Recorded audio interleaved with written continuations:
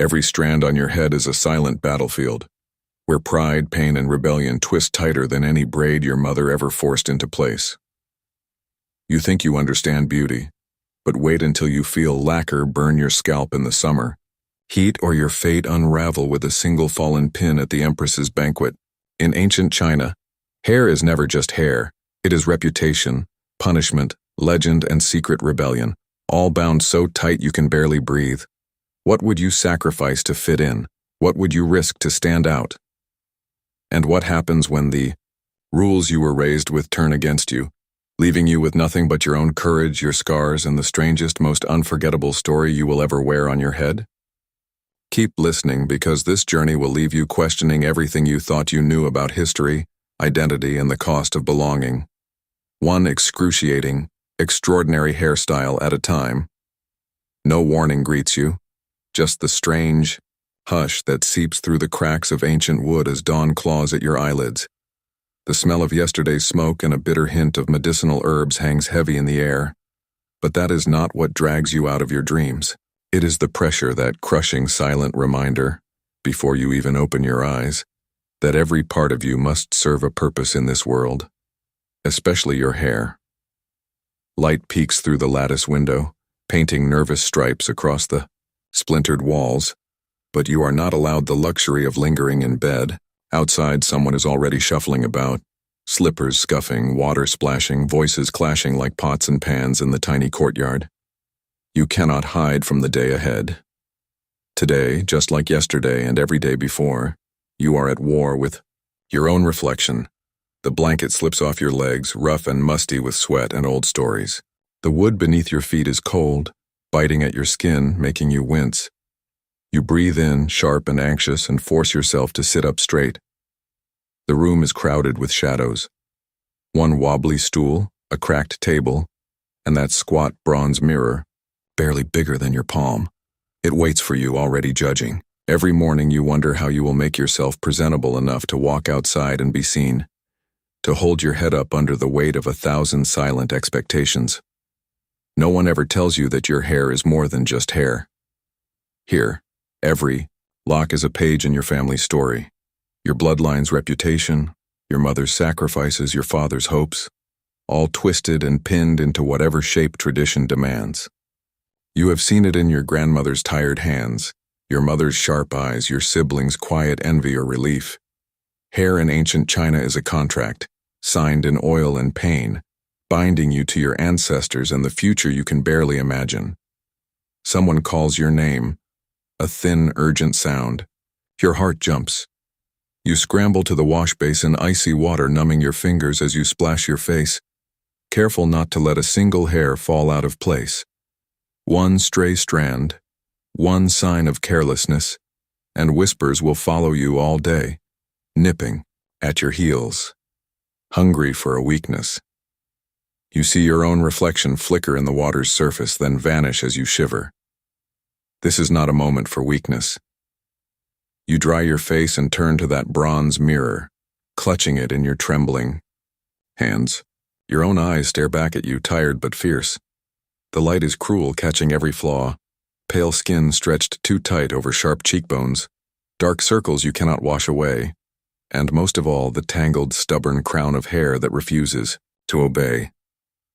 Your mother appears in the doorway, silent as a shadow. She carries a wooden comb, its teeth worn smooth by generations of tangled mornings. Her lips press into a thin line. She does not ask if you slept well. That is not the point of mornings here. Instead, she kneels beside you, wordless, and begins to part your hair with brisk, practiced motions. You do not flinch at the first tug nor the second. You bite your tongue. Every pull is a reminder. Beauty here is built on endurance, not ease. Her fingers are quick but not gentle. She divides your hair into sections, humming under her breath, sometimes pausing to murmur a prayer to ancestors you have never met. There is a comfort in her touch, even as pain throbs along your scalp. A comfort in knowing she, too, once sat where you do now, bracing herself for the day's first judgment. Outside, the sounds of life swell. Chickens squabble, a baby wails, someone curses in the distance as water sloshes over a bucket. The city wakes up angry, and so do you. With each twist and braid, your scalp tightens, your mind sharpens. You can almost taste the anxiety in the air, a metallic tang like blood or fear. You want to scream that you are more than this, that hair should not hold this much power over your fate. But you stay silent because you must. This is not a world built for rebels, at least not in the morning. You clench your fists and hold your breath as your mother begins to coil your hair into the day's required shape, a symbol as much as a style. For you, it is the difference between belonging and exile, between respect and ridicule. The sun creeps higher, casting thin gold lines across the room. Your neck aches, your back stiffens. Still, you do not complain. To do so would invite stories. Cruel stories. Stories that stick to you like burrs. Stories that ruin entire futures. Here, people remember everything, especially failure. You feel your mother's hands pause. She leans in, whispering that today will be hard. There is a gathering, she says. Important eyes will be watching. She asks if you are ready. You do not know how to answer. Are you ever really ready to face a world that sees your value in the curve of a braid or the perfection of a part? But you nod anyway. You are always ready because you have no other choice. She finishes with a flourish, one last twist, one final tug, and steps back. You look again in the mirror. The shape is strange, almost alien, but it is correct. For a moment, you catch something new in your own eyes, pride maybe, or dread, or both. You will carry this weight for another day. You will walk out that door, chin up, hair perfect, body rigid with fear and longing. And yet, beneath it all, you wonder, what happens if you let it all unravel? What is waiting for you on the other side of this ancient, beautiful prison? You are awake, you are seen, and somewhere deep inside you are already searching for the first crack in the mask. Will today be the day you find it? You seize the little bronze mirror, its warped surface catching your trembling hands and uncertain eyes. The world stares back at you from that battered disc, not as you are, but as you must be. In this sliver of morning light, every flaw is amplified. The stubborn tufts at your temples refuse to lie flat, as if they know your secret dread. A tiny cowlick juts above your brow, a silent act of rebellion against centuries of expectation. The edge of your jaw is sharp, your lips pressed, together in concentration. You know that this mirror does not offer truth. Instead, it gives you the ghost of who you are supposed to become. Your heart hammers beneath your ribs, keeping time with 1,000 generations who have stared into their own reflections and wondered if they would measure up. Every day, the act of self-examination feels like a test. Here, your face is not just flesh and bone. It is a family ledger, a living proof that you are worth the effort poured into you. Hair is the currency of pride and shame. You see the thick black strands falling down your back and know their weight is more than physical. They are evidence of virtue, discipline, sacrifice. A messy parting line, a lopsided bun. Those are not mere fashion errors. They are public announcements, declarations of your family's order, your mother's vigilance, your own discipline, your future as a daughter, a wife, a legacy. You hear the echo of your grandmother's warnings. Let not a single lock betray you, or you betray all of us. Her words feel colder than the wind that slips through the cracks in your window. You study your own gaze, seeking signs of courage. The eyes staring back at you refuse to blink, almost daring you to fail. You force your fingers through the tangled mass, each knot a tiny rebellion that must be subdued. You try to picture what others will see. A neighbor glimpsing you at an elder's sharp glance at the festival. The giggling girls in the alley who notice everything. In this city, you cannot step outside without carrying their judgment on your head. Every style is a message, every strand a whisper. Are you humble? Are you proud? Do you respect tradition? Or are you begging to be whispered about, torn apart, with words sharper than any blade? The ritual is endless. You part your hair straight down the middle using the corner of the mirror to keep the line exact. Your hands shake, not from cold, but from the memory of mistakes. Last year, your cousin's hair came loose during the Lantern Festival. People talked about it for months, twisting the story into something ugly. They said it proved her family was careless, unworthy. You know, deep down, that such tiny disasters can become lifelong scars. One slip and you are marked, remembered, replayed in the mind of every gossip for years. You swallow your fear and press on, trying to believe that precision will save you. You smooth the sides, pulling each section tight until your scalp aches. A sense of accomplishment flares, quickly doused by doubt. Is it too severe? Too plain? You consider the latest rumors. Imperial court ladies wearing towering loops and delicate twists. Merchants' wives favoring coiled knots with silk ribbons. Peasant girls forced to settle for simple braids, quick and practical, barely worthy of notice. You cannot afford the luxury of extravagance, but you cannot risk appearing lazy. The balance is delicate, like walking a tightrope stretched over an abyss of social disaster. Your mother says that your hair must whisper of obedience, not scream, for attention, but she cannot see the ache of longing burning behind your eyes. You turn your head, examining the shape from every angle. A sudden fear claws at you. What if someone laughs? What if your best is not good enough? You pull a strand, looser, then tighter, desperate for invisible approval. The morning air is heavy with silence now, the sounds of life outside blurring into the background as you wage your private battle. You remember the stories. How a woman's hair once saved her family from ruin by catching the eye of an influential guest. How another's unruly locks became her curse, blamed for a husband's lost promotion. You do not know if these tales are true, but their lessons are real. Hair is more than ornament. It is destiny, and you are its prisoner and its warden. You run the comb through your hair once more, savoring the little victories. A gleaming part, a smooth braid, a single stubborn curl finally tamed. You allow yourself a breath of relief. For a moment, the mirror forgives you. The reflection you see is not perfect, but it is enough. Enough to avoid the worst of today's scrutiny. Enough to stand beside your mother and not shame her with your presence. Still, you wonder what it must feel like to step into the street without that invisible burden, to exist without calculation or fear, to simply let your hair fall free and wild. The thought startles you. You shake it away, pulling yourself back to the surface.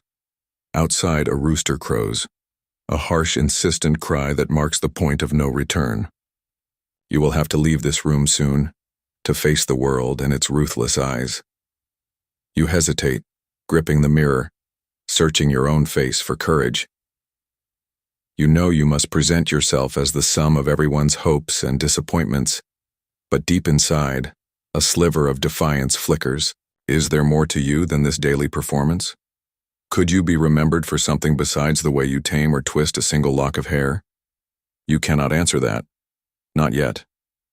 But as you set the mirror down and prepare for the next ordeal, you realize you are hungry for more than mere survival. What will you risk to discover who you might become if the world stopped measuring your worth by your reflection? Pain becomes your daily companion as soon as the ritual begins, and you brace yourself for what you know is coming. The silent suffering, the hidden choreography that nobody speaks of, yet everybody endures. Fingers dig into your scalp with mechanical precision, neither cruel nor gentle, just inevitable. The comb bites into your skin, untangling more than hair. It unravels the sleep from your mind and the illusions from your heart. You sit rigid, every muscle tight, because any sign of flinching is a sign of weakness. Your mother, or whoever wields the comb that day, expects silence. You clench your teeth as sections are separated, twisted and pulled, your eyes locked, on some distant point beyond the walls, searching for escape. But there is none. Each knot surrendered is another act of obedience, another thread tied to the invisible fabric of your family's honor. The morning light does not soften the sharpness of the experience. It only exposes it, casting long shadows on the floor as you are transformed from a sleeping soul into a living emblem of tradition. The process always feels endless. Sometimes you catch the faintest whiff of camellia oil, sweet, almost cloying, a fragrance that sinks into your skin and lingers through the day.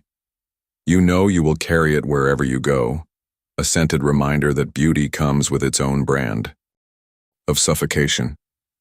The knots grow tighter as the hands behind you work, not pausing to ask if you can breathe, if you can think, if you can bear the pressure building at your temples.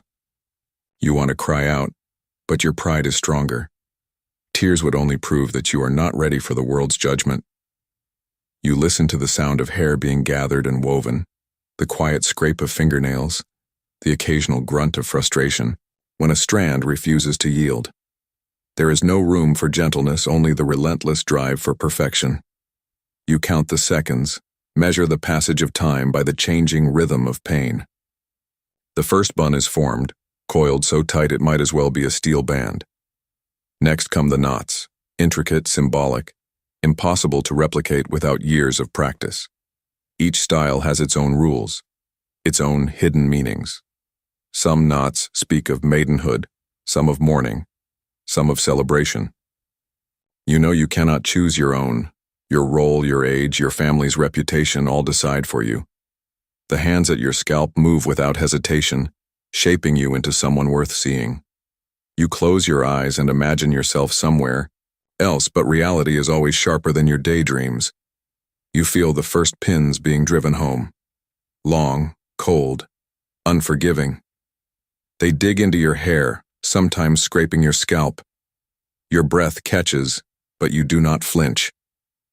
Each pin is a promise, a contract, a declaration. You belong, you conform, you will not disappoint. The headpiece follows, its weight pressing down with every movement. Sometimes it is just a simple ornament, a flash of jade or a sprig of fake blossom. Other times it is a towering structure, an announcement to the world that your family is climbing, or at least desperately clinging, to the rungs of society. You feel yourself shrinking beneath the burden, your head heavy, your thoughts scattered like loose strands on the floor. Conversation is rare during these moments, but your mind is never silent. You remember the times you saw someone's hair come undone in public, how the crowd whispered, how faces twisted in pity or contempt. You remember the stories told in low voices around the stove, stories of banished daughters, of failed marriages, of children denied futures because their mothers could not tame their hair, could not enforce the standard. Fear settles deep in your chest, cold and persistent. You promise yourself you will never be the reason for such stories. You will endure whatever ritual, whatever pain is required to protect the fragile peace of your household. Sometimes you wonder about those secret meanings, the language of knots and buns, the code that only insiders understand. You have heard that a single misplaced twist could mean the difference between being welcomed and being shunned, between hope and humiliation. You think of the girls who once dared to invent new styles, to push back against the boundaries. Where are they now? What did they lose in the pursuit of a different kind of beauty? The silence of their absence is its own warning, echoing through the halls and the markets and the alleys. As the last knot is secured and the final pin bites into your scalp, you feel a strange combination of pride and dread. You know you have survived another morning, passed another test, but you are also acutely aware that nothing lasts. A single misstep, a gust of wind, an envious glance, and the hours of preparation will be undone. Your reflection is not your own. It is a mask, carefully assembled by hands that love you and fear for you, hands that have learned through pain that survival often means silence and submission. You do not know if you will ever be free from this daily trial. All you know is that every ritual shapes you in ways you cannot escape. As you rise, neck stiff, scalp burning, you catch your own eye in the mirror once more. The person staring back is both you and not you, crafted, constrained, crowned. There is something electric in the moment, a sense that you are teetering on the edge of something vast and unknown. You reach up, fingers trembling, and touch the finished shape.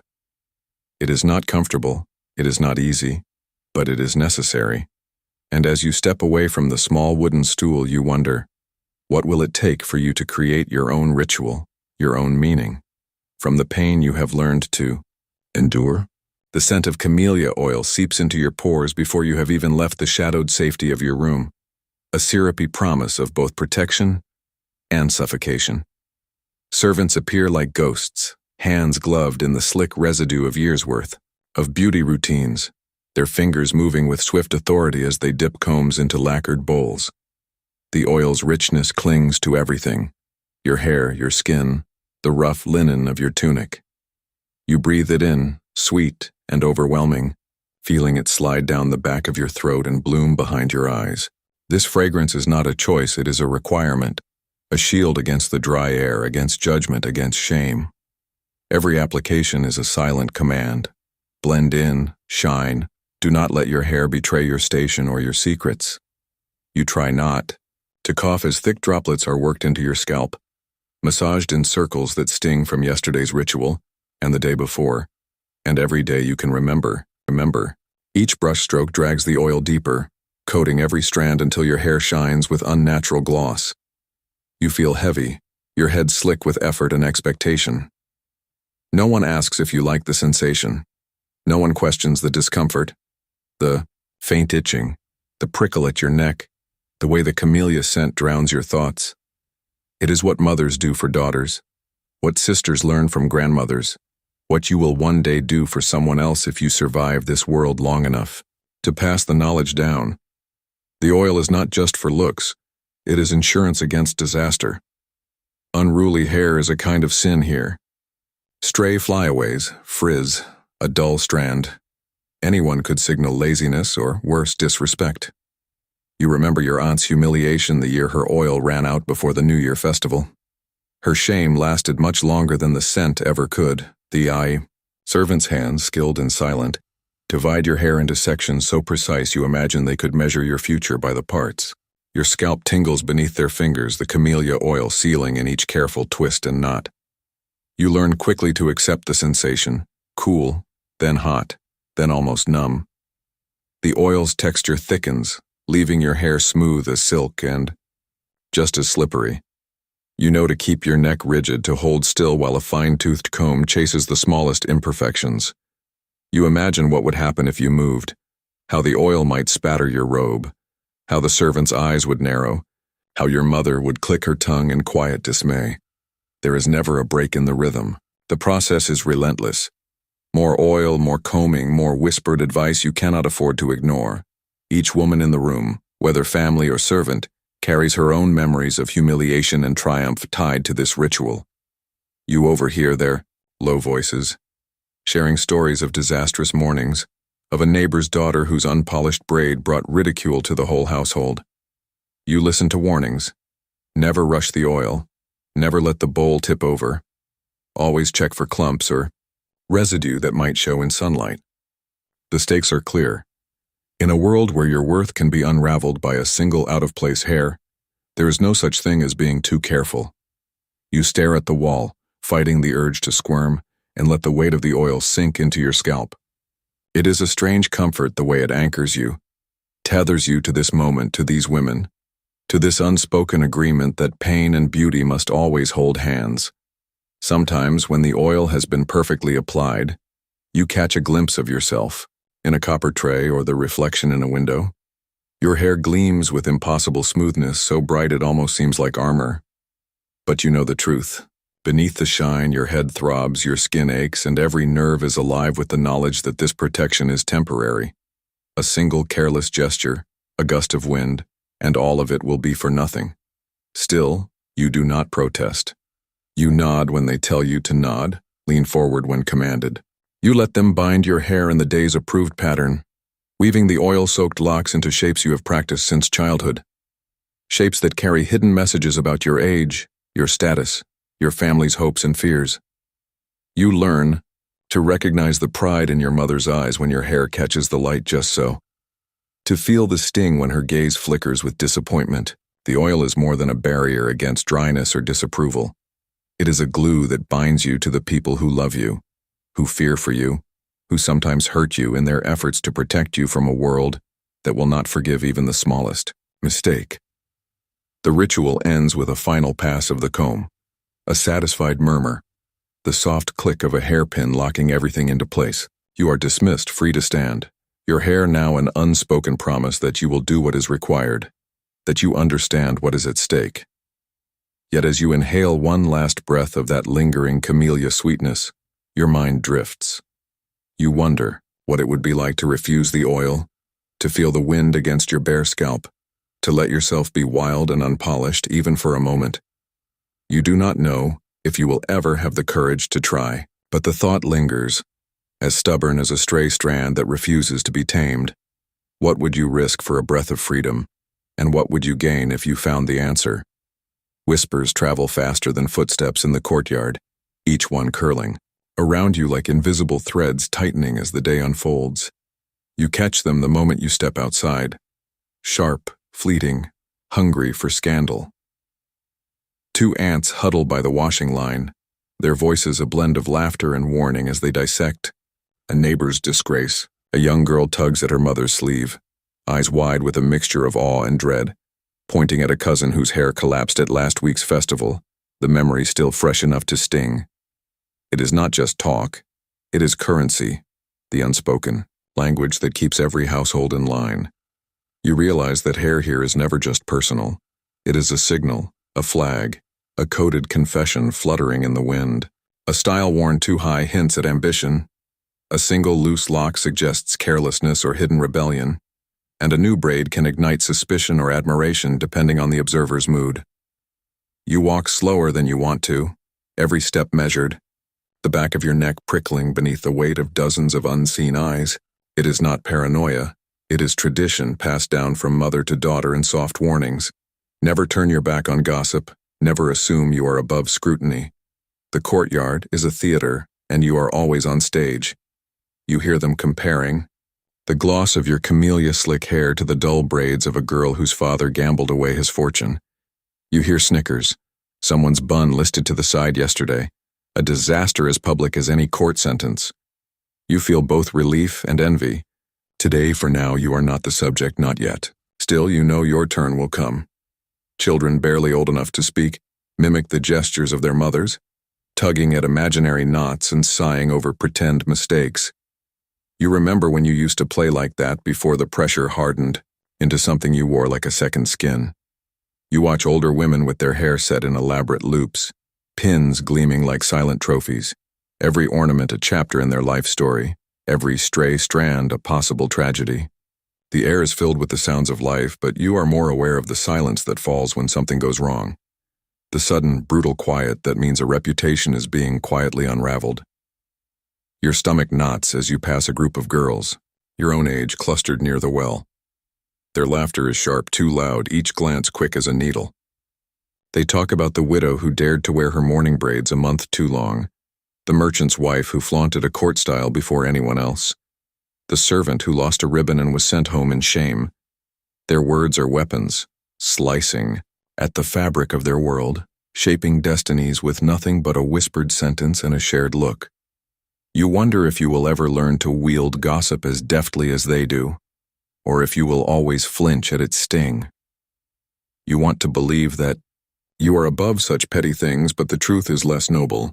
You catch yourself listening for your own name, straining to read the tone in every sentence, hoping to hear approval, fearing to catch mockery.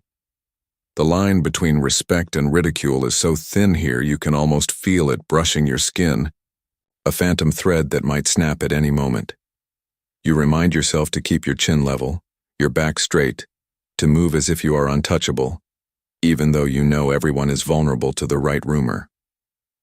There is a moment, every morning, when someone's mistake becomes the story of the day. Today it is a housemaid whose hastily pinned braid has begun to unravel.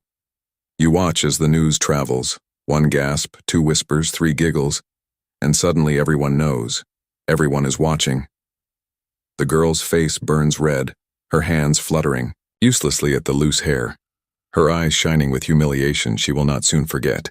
You see her pain and feel it as your own because you know it could just as easily be you. In this place, perfection is not a goal. It is a fragile shield that could splinter at the lightest touch. You keep walking, your steps echoing in the quiet that follows, your thoughts tangled with the knowledge that you are both participant and prisoner in this daily performance. You scan faces, searching for signs, envy, pity, malice, reading stories in the set of a jaw or the tilt of a head. It is exhausting, this constant vigilance, but you cannot afford to stop. You have seen what happens to those who forget the rules, who let a lock fall out of place, who underestimate the power of observation. As you slip past the last group of gossips, a strange sense of defiance bubbles up inside you.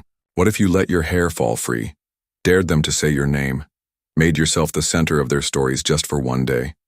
The thought is wild, electric, dangerous. You know better than to act on it. Today, at least. Instead, you fix your hair with a trembling hand, take a deep breath scented with oil and fear, and step into the sunlight.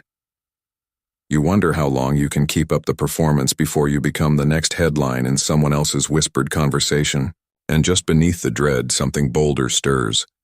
A secret hope that someday you might write your own story, one daring choice at a time. What will happen when you finally dare to let them talk, and what will you become if you do? You do. History does not wait for your comfort. It barrels over you, dynasty after dynasty, with new rules and sharper edges, each era reshaping your life in ways that leave you breathless and aching. You feel it every time you settle before the dressing table, dreading which fashion the world will demand of you next. Han, Tang, Song, Ming, names you learn like prayers, each one a storm of changing styles that pulls you under and spits you out somewhere stranger and more suffocating. You remember the stories passed down like warnings, about the empresses who demanded buns that spiraled to the heavens, or hair pieces taller than a warrior's helmet, weighted down with gold and fresh flowers until a woman's neck bowed beneath its glory. You have heard of styles that mimicked cranes and phoenixes, intricate loops and spears that stabbed skyward as if you might fly away from your obligations, if only the lacquer and pins did not root you so firmly to the ground. Every new era brings another wave of anxiety into your household. Your mother's hands learn to move faster, more skillful, more ruthless, each year adapting to the dictates of the powerful and the whims of the court. Yesterday's perfect knot becomes today's disgrace. Tomorrow's experiment is today's disaster waiting to happen. You are not allowed to fall behind. The neighbor's daughters watch you and you watch them, every eye hunting for the first sign of ignorance or sloppiness. The shame of lagging behind is nearly as unbearable as the pain of keeping up. You remember being a child sitting on the dusty floor as older girls wept in frustration when their braids refused to hold the new shape. A single tear falling into the camellia-scented oil, swallowed before it could stain their cheeks and show weakness to the world. The Ming dynasty prefers severe, elegant wings. The Tang demands softness and curves, a riot of flowers pinned so tight the scent makes you dizzy. Sometimes fashion is merciful, a style that allows a loose strand, a careless curl. Most of the time, it is merciless.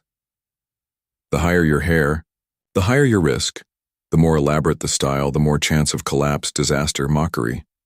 You feel the collective anxiety in the air during festival season, the way mothers walk with stiffer backs, their eyes narrowed, hands forever, adjusting their daughters' crowns. You cannot escape the pressure even in your dreams. Visions of your tower toppling, hairpins scattering like shrapnel across the jade tiles, 1,000 faces turning in horror and delight. At home, your family rehearses the new style for hours, practicing until fingers bleed and tempers flare. You hear the muffled cries when someone is poked by a bone needle or burned by a curling iron heated over coals. There is a ritual to the pain, a strange, unspoken pride in surviving it. You know you are part of a line of women measured not just by their gentleness but by their ability to withstand torment in the name of beauty. Sometimes, after the candles burn low and the combs are set aside, your mother will whisper the story of a distant ancestor, how she won a marriage proposal at court by balancing an impossible tower of hair, how she endured the pain with a smile so radiant that even her enemies admired her. You want to be brave like her, but there are days when you wish for nothing more than to cut your hair short and run, to become invisible, to escape the grinding wheel of tradition. The more you learn, the more you realize that hair is not just hair. It is a living record, a way for rulers to stamp their authority onto the bodies of the people. The right to wear your hair in a certain way is a privilege, sometimes revoked, sometimes forced upon you. Edicts are announced, sometimes overnight, forbidding certain ornaments or commanding everyone to adopt a new style. You watch your father react to the news with tense silence. You see your mother gather the family in the middle of the night to discuss how to adjust. Your little brother jokes that soon even babies will be born with imperial buns, but no one laughs very loudly.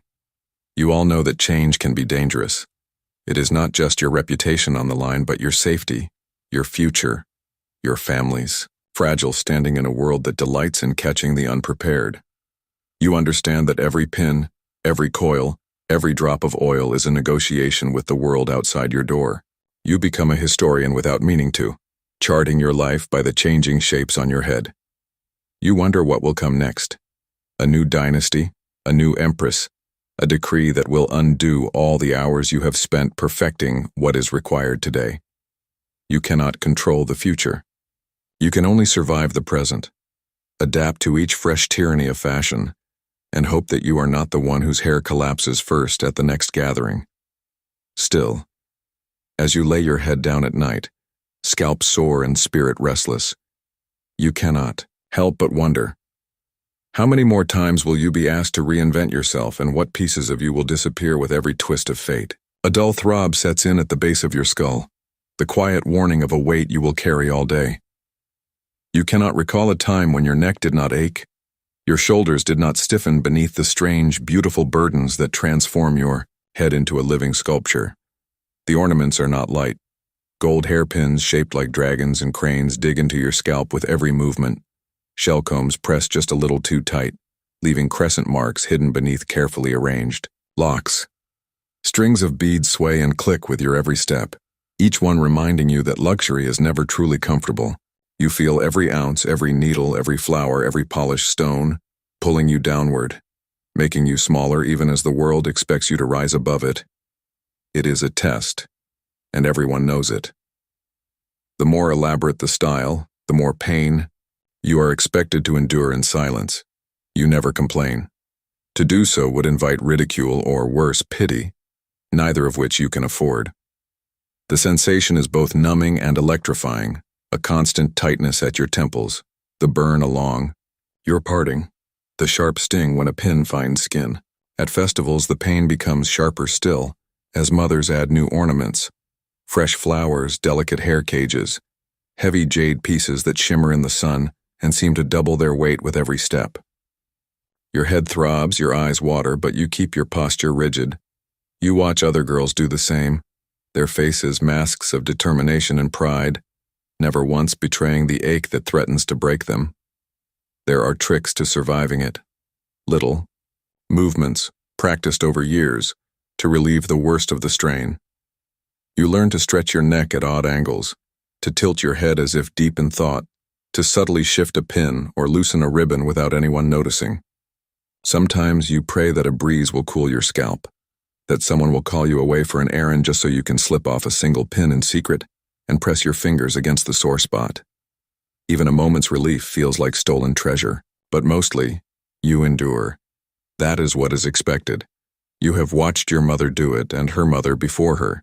You have seen grandmothers walk with heads high, hair like a crown, pride sharper than any ornament. The world outside does not care about your comfort. When you walk through the marketplace, every eye is drawn to your head. You feel it, 1,000 silent judgments weighing you down, measuring your worth by the height and shine and complexity of your hairstyle. Strangers nod in approval or frown in criticism. Friends whisper compliments that feel more like challenges. You know what is at stake. A hairpin out of place, a flower drooping, a single bead missing, and you will be the story everyone repeats at dinner, your pain rebranded as carelessness or laziness. The pressure grows with every step, every hour, every sideways glance. Sometimes when dusk settles and the day's performance is done, you rub the sore spots on your scalp, marveling at the tiny indents left behind. The pain lingers, a private badge of honor and a reminder of everything you have survived. You listen to your younger siblings giggle as they try on old hairpieces, struggling to balance the weight and shrieking when a pin slips. You tell them, half joking, that pain is part of growing up, that beauty is always a little cruel. They do not understand yet, but you see the question in their eyes. Will they be strong enough, brave enough, to bear the weight that awaits them? You catch yourself in the mirror before bed, hair finally loosened, scalp tingling, relief flooding your muscles. The absence of weight feels unnatural, as if you are missing a part of yourself. You study the pale lines and tiny bruises that fade, with time evidence of battles fought and won in silence. You wonder if it is worth it, if the pride you see in your family's eyes, the rare compliments, the fleeting respect, are enough to balance out the pain. But you know you will wake up tomorrow and do it all over again. Because you must. Because everyone does. Still, as you slip into sleep, a thought stirs beneath the exhaustion. If you could shed every pin, every chain, every expectation for just one day, would you recognize yourself in the freedom that follows? Or would you be forever, haunted by the memory of the weight you left behind? You step into the thrumming chaos of the marketplace, your nerves coiled tighter than your hair. Here, every movement is a test, and every glance is a reckoning. The crowd presses close, cooks shouting over steaming woks, merchants waving ribbons and bolts of silk, beggars weaving through the gaps with open hands and quick eyes. The air brims with heat, sweat, the metallic tang of coins, the slow, earthy steam of roasting chestnuts, and the faint, constant perfume of camellia that now clings to your every breath. It does not matter how hard you try to keep your head steady or your posture proud. Here your hair becomes your greatest vulnerability. Eyes linger longer than they should, sizing you up. You feel them always, brushing your scalp like a second, sharper set of hands. Perfection is never enough, and a single misplaced hair can turn the mood of an entire morning. Stallkeepers call out greetings, but you sense their gaze slip upward, their smiles tightening with a hint of calculation. Who are you, really? Are you from a family that keeps up with the latest fashion decrees? Did your mother's hands falter, or did she work magic? You catch your reflection in a copper kettle. Your hair glints, impossibly polished, every coil pinned with near-invisible precision. Relief flickers, but suspicion lingers. You have seen what happens to those who let down their guard. Last summer, a wealthy cousin's ornate tower collapsed in front of the dumpling stand. A disaster so public the laughter echoed all the way home, a shame that stuck to her like glue for months. You clutch that story tightly in your mind as you edge past the vendors, determined not to become another cautionary tale. You hear whispers above the clamor, who spent too long with the barbers, who tried a forbidden style, who wore imported hairpins meant only for nobles. In this world, even silence has a sound, a hush that follows every risk, every mistake. You see a woman with a single crooked braid standing awkwardly in line, her face tense, her hands fluttering over her head, in nervous repairs. The shopkeeper barely glances at her, dismissal as cold as winter wind. Respect is granted or stolen, and hair can be the thief or the gift. You understand now that approval here is not won with words or smiles, but with the invisible language of style and status. You dodge a pack of boys racing between stalls, one of them almost snagging the dangling tassels from your bun. Your heart jolts, pulse quickening, every instinct screaming to protect the work that went into your hair. The brush with disaster leaves you shaken. You look around, searching faces for any sign of mockery or pity, bracing yourself for laughter or disdain. Instead, you see only a brief flicker of curiosity. Was it your fault or theirs? Would anyone care? Or would the story mutate, growing more poisonous with every retelling? You realize, with a kind of dread, that survival here means constant awareness of others, of yourself, of every small movement that might unravel hours of careful preparation. An old barber sits at the edge of the square, hands as steady as stone, eyes sharp as a hawk's. You watch him work, trimming a boy's fringe with careful practice snips, each cut clean and precise. The tools, knives, combs, oils, tiny shears, glint in the sun, weapons and instruments both. People come to him with hope or shame in their eyes, desperate for transformation or desperate to avoid disgrace. You realize that barbers here wield power. They are not just craftsmen, but gatekeepers, guardians of custom and hierarchy. A good barber can lift a family's reputation. A bad one can drag it through the dirt. You wonder if he sees through you, if he could guess your family's secrets by the shape of your bun or the sheen of your braids. You drift past a group of older women, their hair silvered and gathered in elegant knots, talking in low, measured tones about the failures and triumphs of past festivals. You hear snippets, whose pins fell out during the dragon boat races, whose daughter caught the eye of a scholar by daring a scandalous loop. You recognize the envy, the pride, the cruel delight in every story.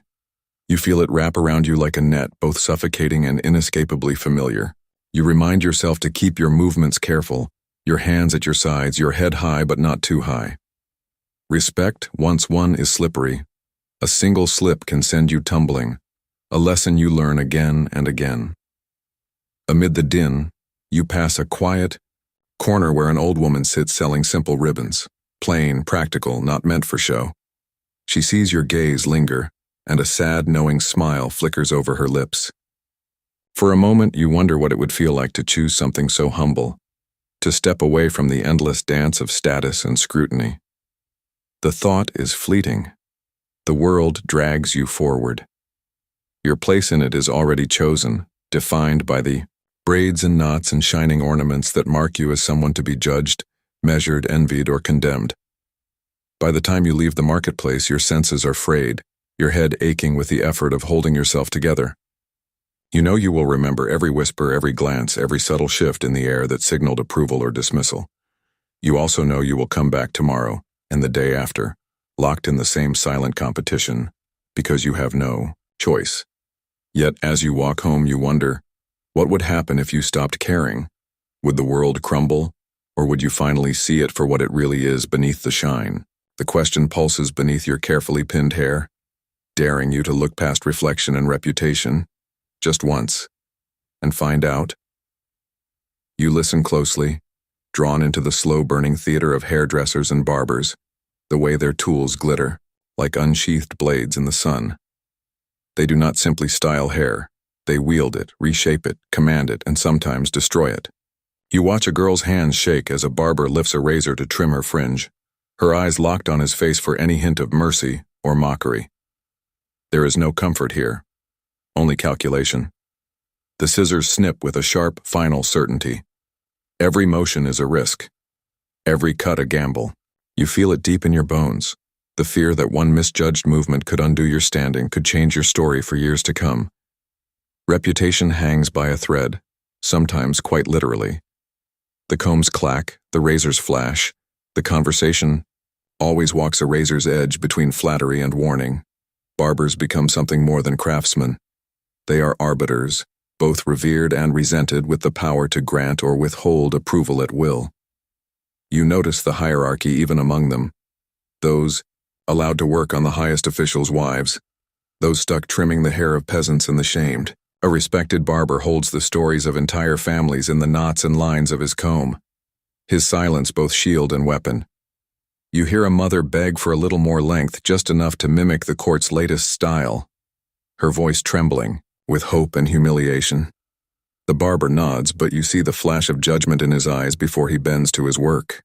There are favorites and outcasts in every stall, and you know that today's triumph can sour into tomorrow's ridicule if a single lock lies wrong.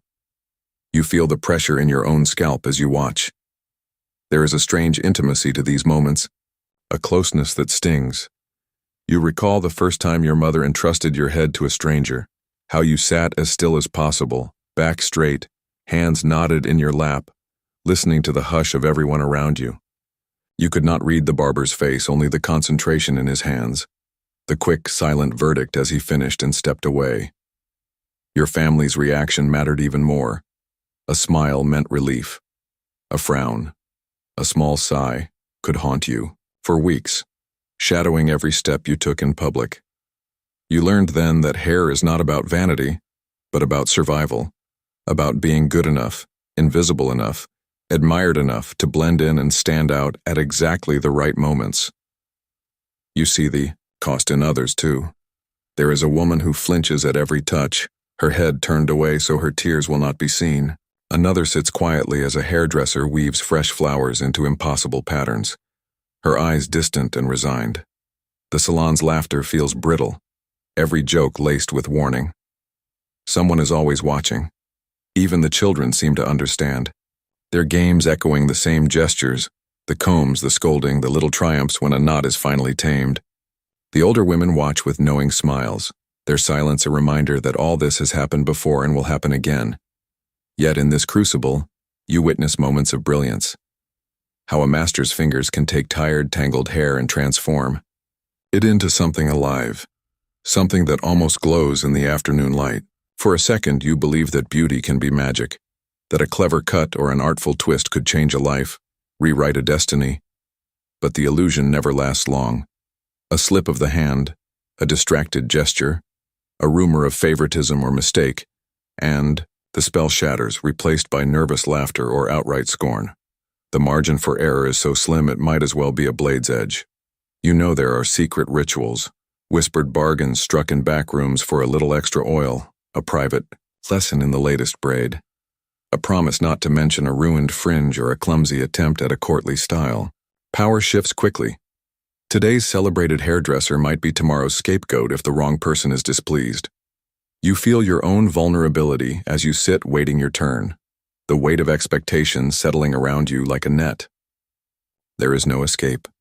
You must trust the hands that hold your future, even when every nerve screams that the only thing separating you from disaster is the skill, or luck, of another. As you leave the barber's circle, hair perfectly arranged, you sense the eyes following you, measuring, memorizing, waiting for the first sign of imperfection. You tell yourself that next time, you will be braver, that you will ask for a style no one else has dared. But even as the thought sparks, you tamp it down, too aware of the risks, the thin line between admiration and isolation. Still, you wonder, how much of your courage is borrowed, shaped by the blades and hands of others? And what would it cost to cut yourself free from their judgment just once and discover who you are beyond their reach? You are caught in the endless current of stories swept along as older women gather in smoky corners to retell the great disasters and triumphs that hair has brought to your world.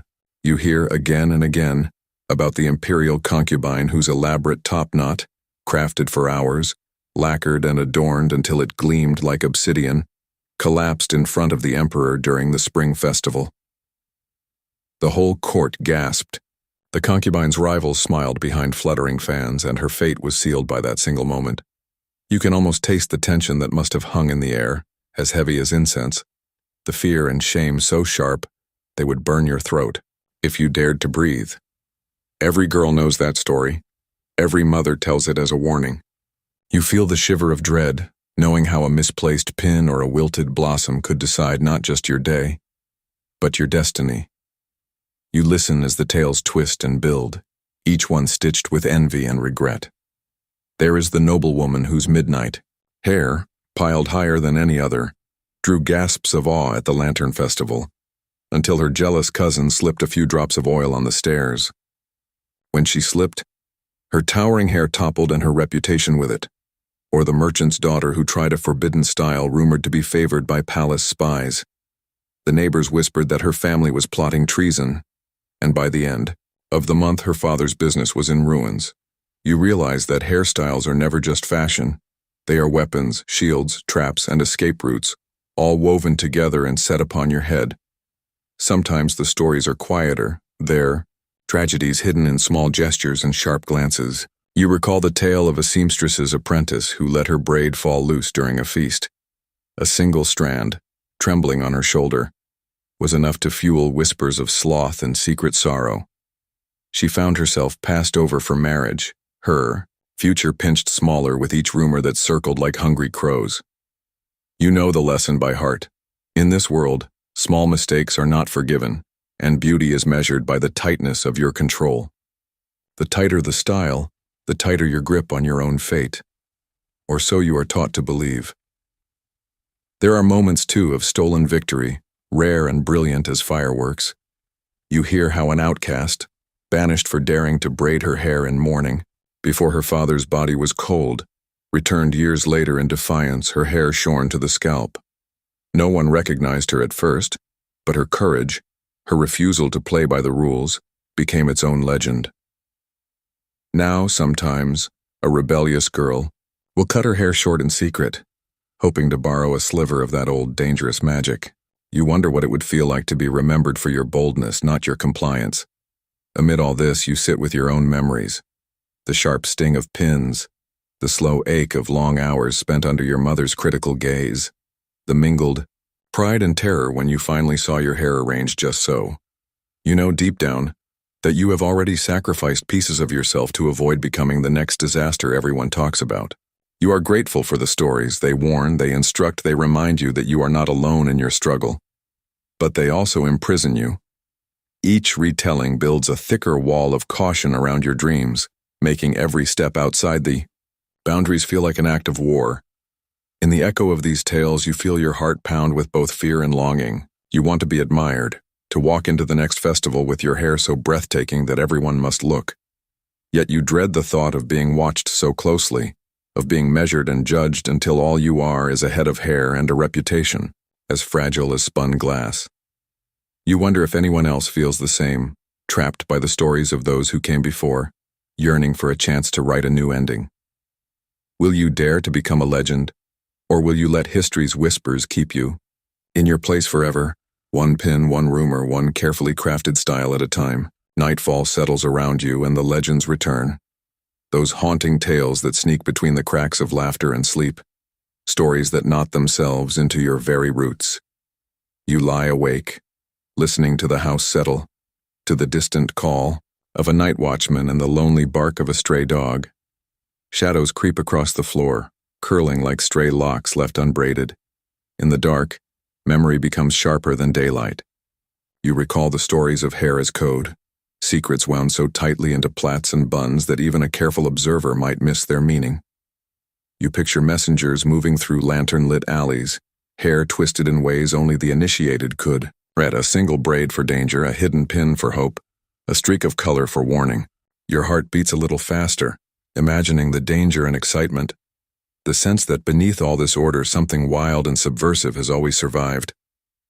You remember the old tale of the widow who wove a message into her mourning braids, saving her brother's life by risking her own.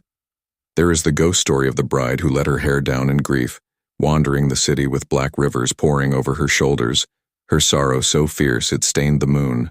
And then there is the whispered warning about women forced to cut their hair in exile, each snip a severance from family, hope, and home. A ritual both punishment and protection. In the hush of the night, you wonder how many secrets your own hair could carry if only you were brave enough to try.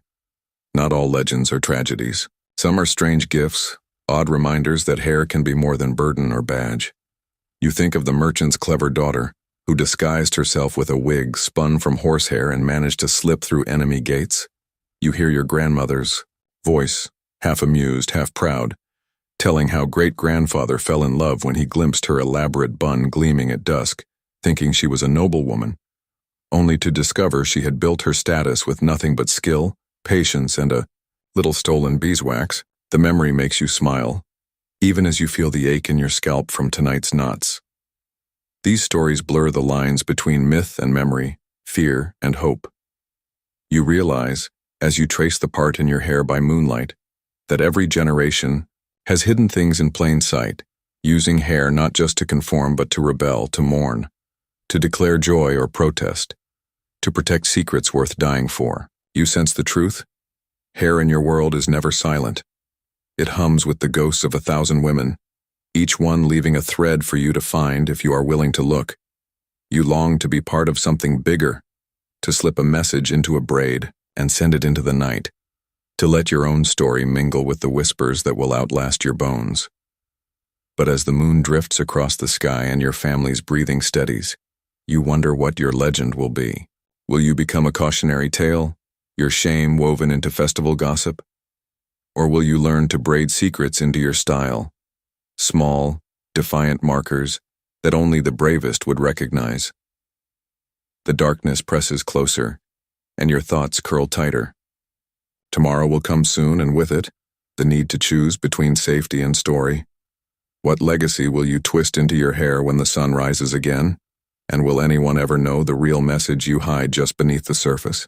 You wake to the distant clang of bells and the clatter of morning, knowing that today, for men, the hair ritual carries its own treacheries, different, but just as binding. You remember the first time you watched your brother prepare for the city's exam, fingers trembling as he tied his hair into a scholar's topknot, the cord drawn taut enough to sting. There is no oil or perfume, no secret pins or lacquer, but the stakes are no less high. For men, every strand signals allegiance, to peace or war, to youth or maturity, to loyalty or quiet rebellion. You see it in the way fathers teach sons to shape their foreheads with razors, the careful scraping of hair into that stark line demanded by the latest decree. You hear it in the muttered curses when an edict changes overnight, forcing grown men to bare their scalps in shame, to abandon years of custom with a single slip of the blade. You watch warriors braid their hair close to the skull, sharp and efficient, every twist a silent threat. The style speaks before a single word is uttered. This one is ready for battle. That one belongs to a clan with old grudges. Another is marked by exile or disgrace. You notice how quickly the boundaries shift. One dynasty rewards long, loose locks as a sign of learning and refinement. The next demands everything shorn but a single cue, the law enforced with whips and jeers. Men walk the streets with eyes lowered, aware that the wrong haircut can spell disaster, ostracism, arrest, sometimes even death. You never quite grasped the tension until you saw a neighbor's son weeping as his father hacked away his hair, the family's hopes and honor scattered on the dirt floor like refuse. At the tea house, you overhear students debating styles, voices pitched low. They argue about the wisdom of following tradition, the risk of standing out, the subtle messages hidden in the angle of a knot or the length of a tail. You realize that for them, hair is a battlefield, a way to prove cleverness or loyalty, to test the waters of ambition. Some keep their top knots strict and unadorned, hoping to be mistaken for someone important. Others let a few rebellious strands hang, loose, flirting with disaster and daring the world to notice. The older men watch from the shadows, their own heads marked by years of compromise, punishment, or hard-won acceptance. You recall a festival where an imperial official singled out a boy for praise, claiming his style embodied virtue and obedience. The next year, everyone copied him, and the officials changed the rule, just to see who was paying attention. You see now how cruel this world can be, how a single twist of hair becomes a public question. Do you know your place? Will you risk everything for a chance at respect? You feel a chill, thinking of all the men who have vanished into exile or worse for failing this test. As you pass your brother in the courtyard, you catch the flicker of fear and pride in his eyes. He adjusts his knot, wipes his brow, glances at you as if to say, "Do I look safe?" You nod because you must, and wonder how many others stand in front of bronze mirrors, calculating each morning what the world will demand of them today. For men, as for women, hair is never just hair. It is a daily negotiation with power, with danger, with the shifting tide of fate. You step away, the echo of blades and cords humming behind you, and wonder, what would happen if just one person refused to change, refused to kneel, refused to cut away their pride for someone else's approval? Would the world break, or would it finally remember who you are beneath the mask of every strand? You are swept into the heart of the home, where the endless labor of grooming becomes a living thread binding generations together, sometimes gently, sometimes with a grip that bruises. Morning comes and you hear the soft rhythmic brush of hair meeting hair, mothers weaving daughters' locks with careful fingers, sisters passing down the secret ways of parting and twisting, aunts humming old songs as they untangle snarls and soothe raw scalps. This is not a task to be rushed. Here time slows to a crawl, the world shrinking to the warmth of lamplight, the smell of camellia oil, and the hum of quiet conversation. You sit cross-legged on a mat as your grandmother guides your mother's hands, correcting every misstep with a soft click of her tongue, reminding her of styles learned in another city, another era, another house full of laughter and pain. Your scalp stings as the comb drags through another knot, But you bite your lip and say nothing. Endurance is as much a lesson as beauty. You watch your little sister's face, lips pressed into a line, knuckles white as she waits her turn. Sometimes there are giggles, when a section of hair sticks straight up, when a bun sags, when someone dares to mimic a forbidden style and is caught before the joke can bloom into trouble. But mostly there is focus, a quiet pride in the way your hair takes shape beneath another's hands. The ritual is heavy with memory. You recall your first festival braid, the trembling patience of your mother, the glint of satisfaction in your grandmother's eyes when she fastened the last pin. Family unity is forged in these small, painful hours. You notice how your mother's fingers slow as she ages, how your sister's hands are still clumsy, eager for praise, desperate not to disappoint. You learn to read the emotions in each touch, the worry in a too tight grip, the joy in a perfectly centered knot, the grief that slips in on anniversaries and lingers as hair is braided with more care than usual. Even the boys sometimes hover nearby, eyes darting, pretending not to care about the pattern of their sister's hair. But you know they listen, memorize, absorb the rules that govern every future gathering, every chance encounter in the market, or at the temple. You realize in the thick of this morning labor that hair is not only a measure of status but a ledger of love and fear. You hear your mother's whispered prayers as she finishes your braid, asking ancestors to watch over you, to keep you safe from envy and ill will. You watch as your grandmother smooths a stray curl, her hands trembling, and know that in her touch is a history you cannot name, a chain that stretches back through time. The pain of the process becomes a kind of trust. Each wince, each tear, each relieved sigh when the task is done is another link binding you to those who came before and those who will come after. Yet even in this unity, there are fractures. You catch your sister's envious glance at your thicker hair, hear the bitterness in your cousin's joke about her plain style. Rivalry and resentment simmer beneath the surface, as sharp as the comb's teeth. You understand that love and competition are woven together here, that every compliment is edged with warning, every lesson shadowed by the threat of disappointment.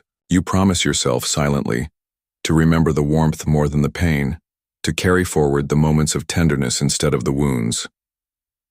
As the last braid is tied and the final ribbon smoothed, you look around the room and feel the weight of tradition settle on your shoulders, familiar, bittersweet, unbreakable. You stand, hair gleaming in the morning light, knowing that for one more day you are held together by family, by ritual, by hope and history. Still, as you catch your reflection, you wonder, when the time comes for you to teach these lessons, will you soften the grip? Will you dare to change the patterns, or will you too let the old pain and pride pass quietly, lovingly, on? What would happen if just once you allowed your own hands to lead, unburdened by everything that came before? You are surrounded by rules as invisible as air, yet as suffocating as a shroud, and superstition clings to every brushstroke, every cut, every shed strand that drifts to the ground. In your world, nothing about hair is left to chance, not the time you trim it, not the way you dispose of it, not even the days you dare to let it grow wild. You have learned from your mother, your aunts, even the old neighbor hunched at her window, that cutting your hair during ghost month invites wandering spirits to follow you home, that to let a lock fall onto the family altar is to risk offending ancestors and drawing misfortune on everyone you love.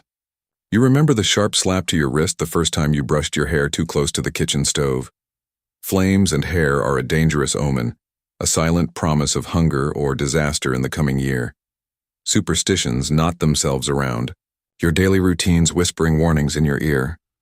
You are told to burn every fallen strand, lest a jealous spirit use it to weave sickness or sorrow into your life. On days when the wind howls and the moon glows strange, you are forbidden to wash your hair lest you wash away your luck, your youth, or your future. Even the simplest acts become rituals, offering a silent thanks when your braid is tight and smooth, reciting blessings over pins and combs, hiding your hair clippings deep in the earth so that no enemy may find them. Every action is a tiny plea for protection, a hope that by honoring these ancient rules, you might escape the dangers that always seem to lurk just beyond the door.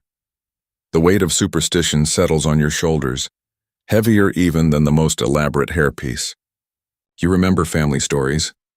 A cousin who ignored tradition, cut her hair before the festival and fell ill for a season, an uncle who laughed at the old ways, only to lose his fortune when a thief found his daughter's braid and left it tangled in a rival's field. The stories become warnings repeated in low voices around the dinner table, pressed into your mind as surely as the comb is pressed into your scalp. You find yourself watching, listening, afraid to tempt fate with a careless gesture or a forgotten word. At funerals, you are not allowed to touch your hair at all. Mourning demands plainness, a refusal to adorn or take pride, as if to challenge. Death itself would bring it closer.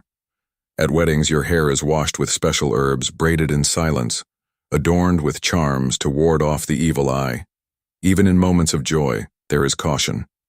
You learn to move with care, to treat every strand as a living thing, as precious as breath or blood. You understand that in your world, hair is never just hair. It is a vessel for fortune, a trap for misfortune, a line connecting you to the living and the dead. Sometimes you bristle under these rules, hungry for the freedom to brush or cut your hair as you please. You long for a world without warnings, without consequences lurking behind every tradition. Yet even as you dream of rebellion, you hear the quiet voice of caution. What if they are right? What if one careless act could unravel all the safety and love your family has built? You weigh the risks, feeling superstition root itself deeper inside you. Each morning you smooth your hair. Each night you gather the loose strands with trembling care. You find yourself repeating the old words, the old gestures, unable to escape their gravity. As you stand at the window watching the world shift from shadow to light, you wonder, what would happen if you cast aside these superstitions, dared fate to touch you, trusted your life to your own hands alone? Would you find freedom or regret? Would you break the curse, or would the weight of tradition simply return in another form? The question circles you tighter than any braid, as you gather your hair one last time and prepare to face the day, haunted and protected by everything you can never quite believe, or ever truly leave behind. You watch as rebellion simmers beneath the surface, a spark in the eyes of girls who are tired of being twisted and pinned, of every strand being a family negotiation. There is a restless courage blooming in quiet corners, far from the gaze of elders. One girl, barely older than you, chops off her hair in a fit of rage after a festival humiliation. She does it alone in the dark, the sound of the blade slicing through her braid louder than thunder, her sobs muffled in her sleeve. Word travels, fast. The neighbors whisper that she has doomed herself, that no suitor will ever come. But you see her the next morning, walking into the sunlight, bare-necked, head held higher than before. Shame and pride battle across her face, and you feel the tremor of her decision echo in your own chest. Others follow, each act bolder than the last. You hear of a scholar's daughter who dyes her hair red with crushed berries, flaunting her rebellion in the marketplace, daring anyone to challenge her. You witness an older woman refuse to cut her mourning braid when the prescribed months have passed, insisting that grief has its own timeline. There are men, too, who sneak away from the barber's stall to leave their queues untied, signaling secret loyalties or a yearning for lost days. Each act of defiance is a risk, a test of how far tradition can bend before it breaks. The price is always steep. You see girls mocked, shunned, forbidden from festivals. You hear of families forced to apologize, to punish, or even disown the ones who step too far outside the lines. But you also sense something unbreakable growing beneath the wounds, an ember of hope, a hunger for selfhood that refuses to be smothered. You watch as friendships tighten among the rebels, their laughter low and conspiratorial, their solidarity a shield against the world's suspicion. Sometimes they find allies in unlikely places, an old aunt who remembers her own wild days, a brother who admires their boldness even as he pretends to disapprove. There are moments of pure terror, a girl dragged before the village elders, her hair cut jagged in public, her defiance meant to be broken for all to see. Yet as she walks away, chin set, you catch something dangerous in her eyes, an invitation, a silent promise that her story is not finished. These acts of resistance crack open your understanding of what is possible. You realize that every custom, every rule, every superstition is a story someone else wrote. A story that can be challenged, rewritten, even abandoned if enough people dare to risk the consequences. You lie awake at night, turning over your own small rebellions. A loosened braid, a ribbon hidden in your sleeve. The fantasy of letting your hair fall wild and free beneath the moon. You feel the weight of risk pressing down, but also the thrill of imagining yourself unbound by every ancient law. You begin to wonder, what if rebellion is not a curse but a birthright? What if every time someone steps out of line, the world grows just a little wider for those who follow? The question burns brighter with every whispered story, every stolen glance, every act of courage that leaves a mark deeper than any comb or pin ever could. And you cannot help but wonder, when your moment comes, will you seize it? And what will you become if you do? You endure agony dressed as elegance, pain disguised as beauty, each hairpin and ornament a quiet, gleaming torture that you must bear without complaint. In your world, suffering is stitched into silk and gold, hidden beneath layers of lacquer and jade. You watch your own hands tremble as you press a dragon-shaped pin into your hair, its metal teeth scraping your scalp. You wince, but you do not cry out. The room is full of eyes. Your mothers, your aunts, your cousins, all silently judging whether you are strong enough to wear the weight. The heavier the ornament, the higher the stakes. You feel every ounce digging into your skin, every tiny movement sending a shiver of pain down your neck and across your shoulders. There are mornings when the headache begins before the last pin is set, when the ache settles behind your eyes and grows sharper with each step you take. Jewelry is not luxury here. It is an obligation. You learn to thread flowers with wire so they do not wilt before nightfall, to balance gold and bone so the ornaments do not tip and ruin the silhouette. You watch as older women show off new headpieces, their smiles strained, their postures rigid with effort. You wonder how many will quietly bleed when the hairpins are removed, how many will lie awake at night pressing cold cloths to throbbing scalps, praying for relief. The pain is a private language, spoken in sidelong glances and tight-lipped endurance.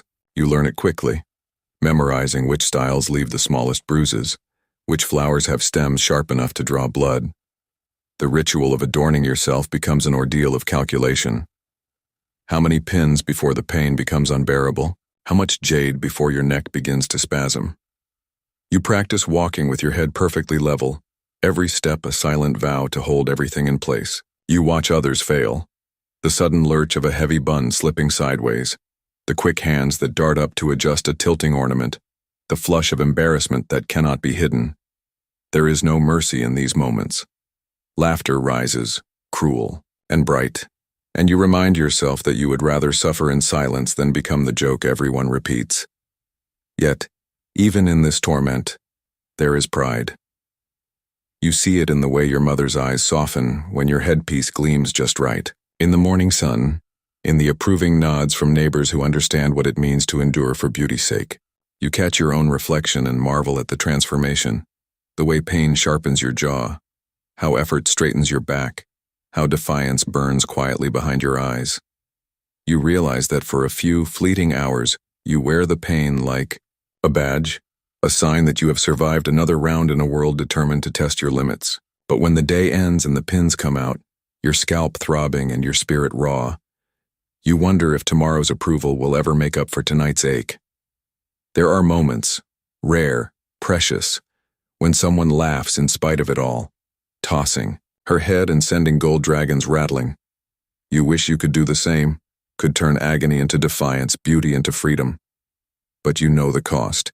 You feel the edge of every pin, the bite of every wire, and you wonder how many generations of women have measured their worth by how much pain they could carry without letting it show. As you carefully remove the last ornament, wincing at the fresh sting, you find yourself dreaming of a world where elegance and ease could finally walk together. Will you ever dare to seek it? Or will you learn, like so many before you, to turn pain into pride for as long as you wear your crown? And if you finally put it down, will the world see your true strength, or just the absence of your suffering? You overhear whispers swirling through the palace corridors, riding the flutter of silk sleeves and the creak of wooden sandals. News that the Empress has declared a new style, a vision so daring and extravagant that every woman in the capital will tremble to copy it. Your household erupts in anxious preparation. Elders fret over lacquer and precious stones. Servants hurry to find the rarest flowers, and your mother's hands tremble as she practices unfamiliar braids late into the night.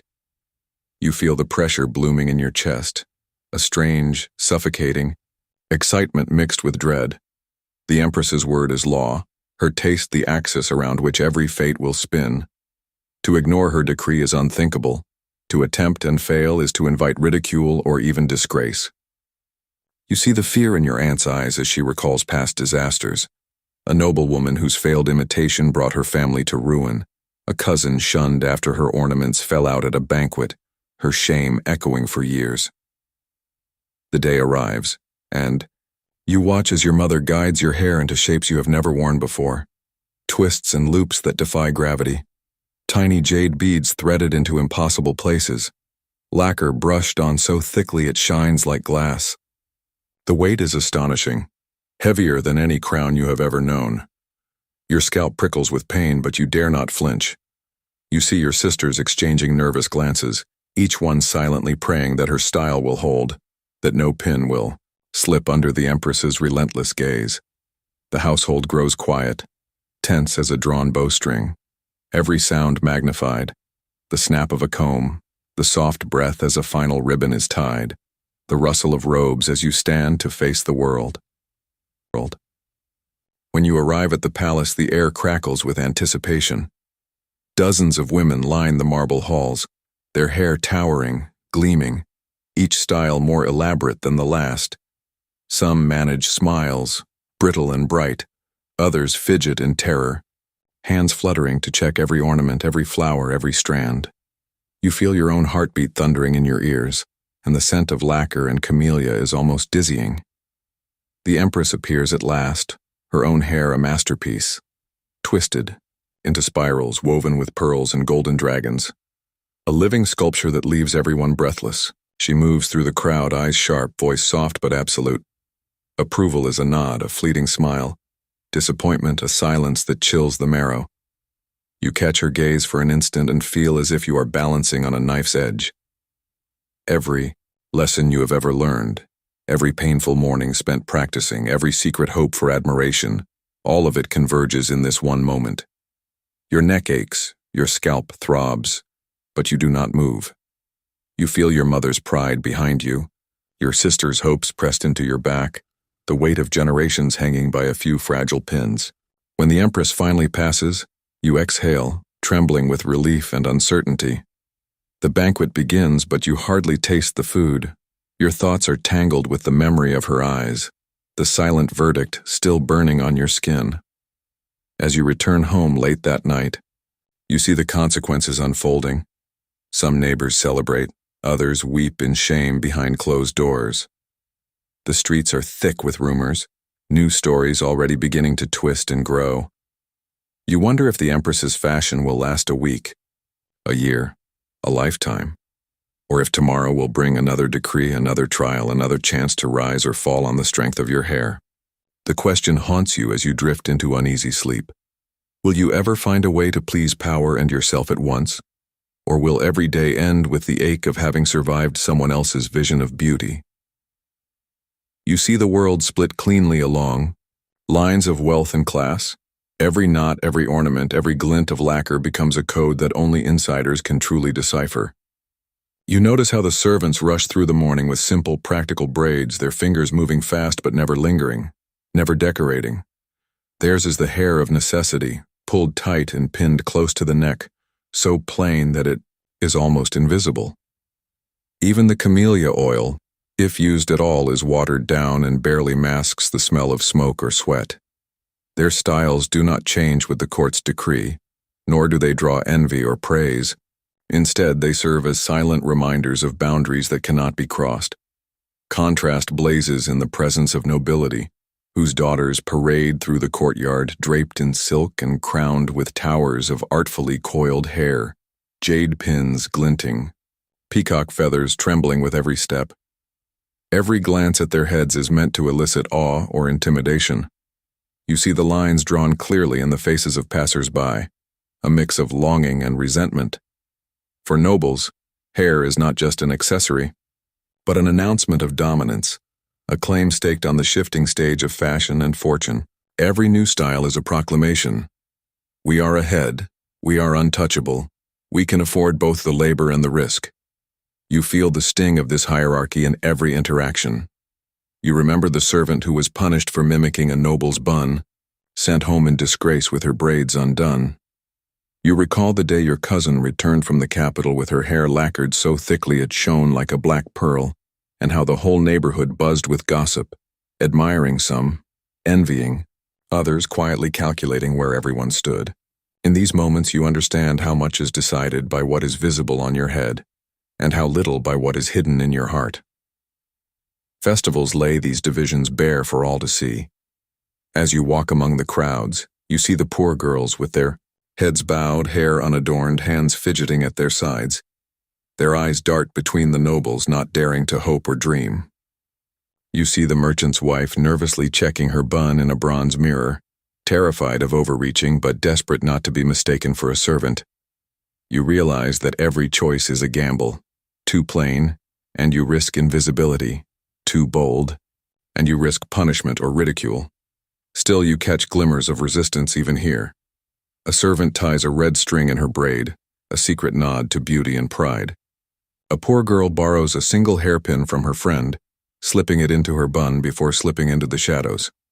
You watch a noble daughter share a laugh with a maid, the distance between them momentarily erased by a shared complaint about aching necks and heavy ornaments. The rules are never quite absolute, and even in a world built on boundaries, moments of kindness and rebellion sneak through the cracks. Yet, when the day ends, you know the hierarchy remains. The next morning, the oil and the pins and the styles all return to their proper places, order restored by the silent force of tradition. As you braid your own hair in the pale light, you wonder, will you ever climb higher?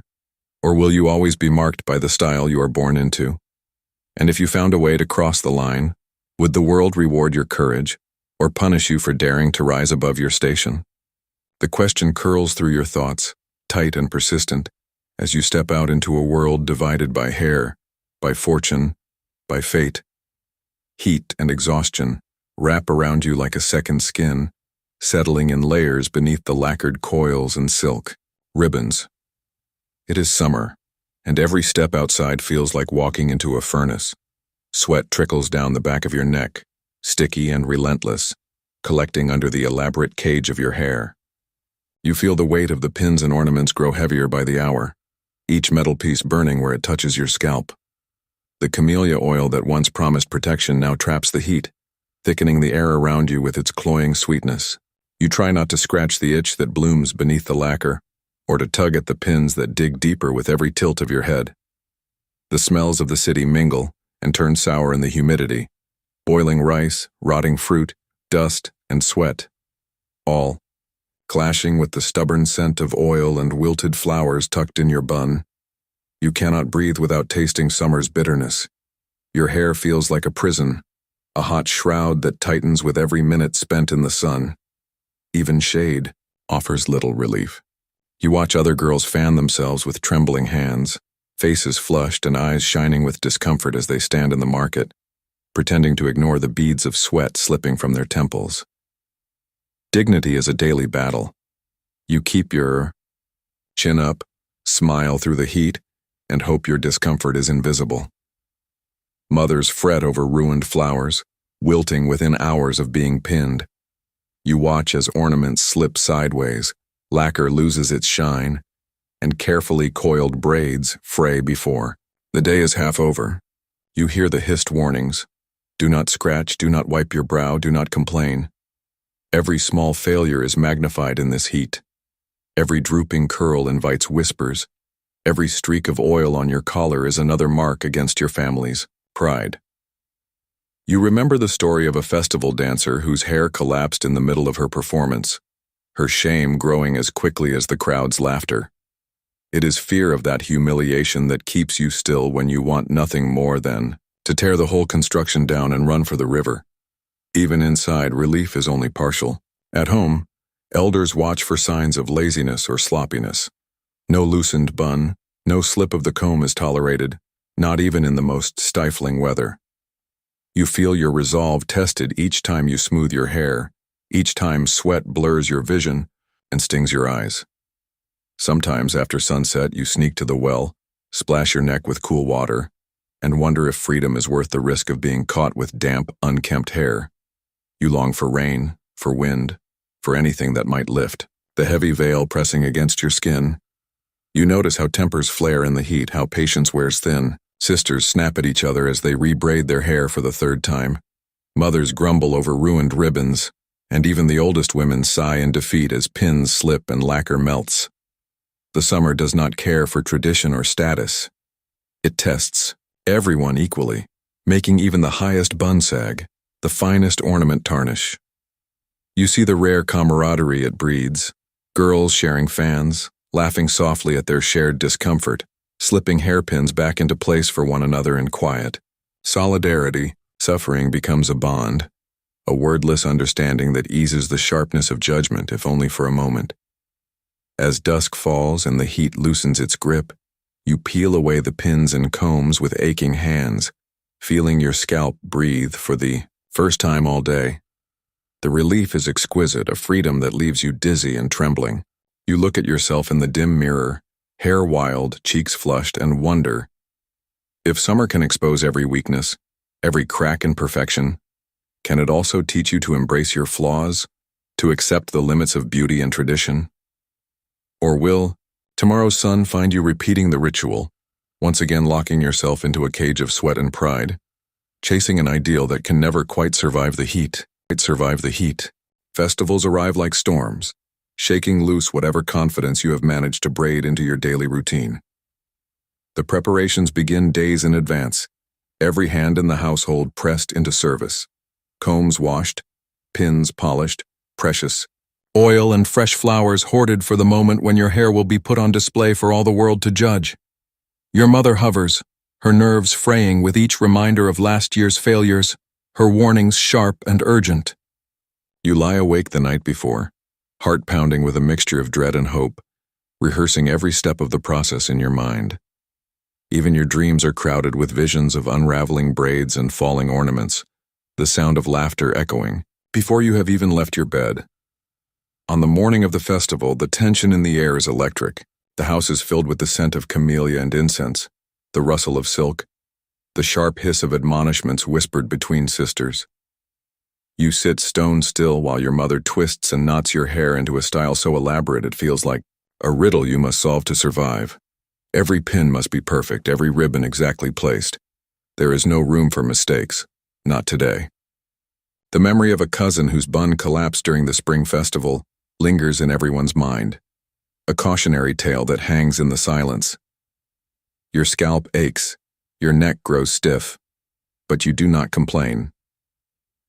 When at last you step outside, sunlight dazzles off lacquer and polished jade, every girl and woman transformed into a living masterpiece or a walking disaster waiting to happen. The eyes of the community find you instantly, measuring, comparing, silently cataloging every detail. Whispers swirl around you like summer wind, admiration, envy, a sharp word of warning passed from mother to daughter. You keep your back straight, every muscle tense as you join the procession through crowded streets, feeling the collective anxiety rise with each step. You are never alone in your fear.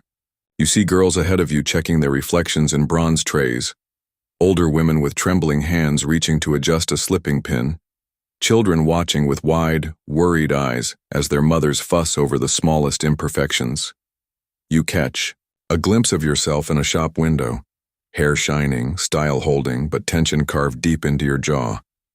The knowledge that disaster can strike at any moment is a weight you carry with every heartbeat. You know what happens to those who falter. A single ornament out of place, a braid unraveling, and you will be marked, remembered, woven into stories that outlast the festival itself. The procession winds through the heart of the city, stopping at altars and market stalls pausing to dance and bow before the gods. Every ritual is a new test, every movement a risk. Sweat beads on your brow, but you do not dare lift a hand to wipe it away. You force yourself to smile, to laugh at the right moments, to pretend the ache in your scalp and the dread in your chest are nothing but excitement. The hours stretch, the sun rises and falls, and still you hold your head high, refusing to yield to the pain or the pressure. At last, as dusk settles and lanterns bloom across the streets, you return home, exhausted, your hair still intact, your spirit battered but not broken. There are murmurs of relief, a rare, shared softness in the voices of those who survived another festival unscathed.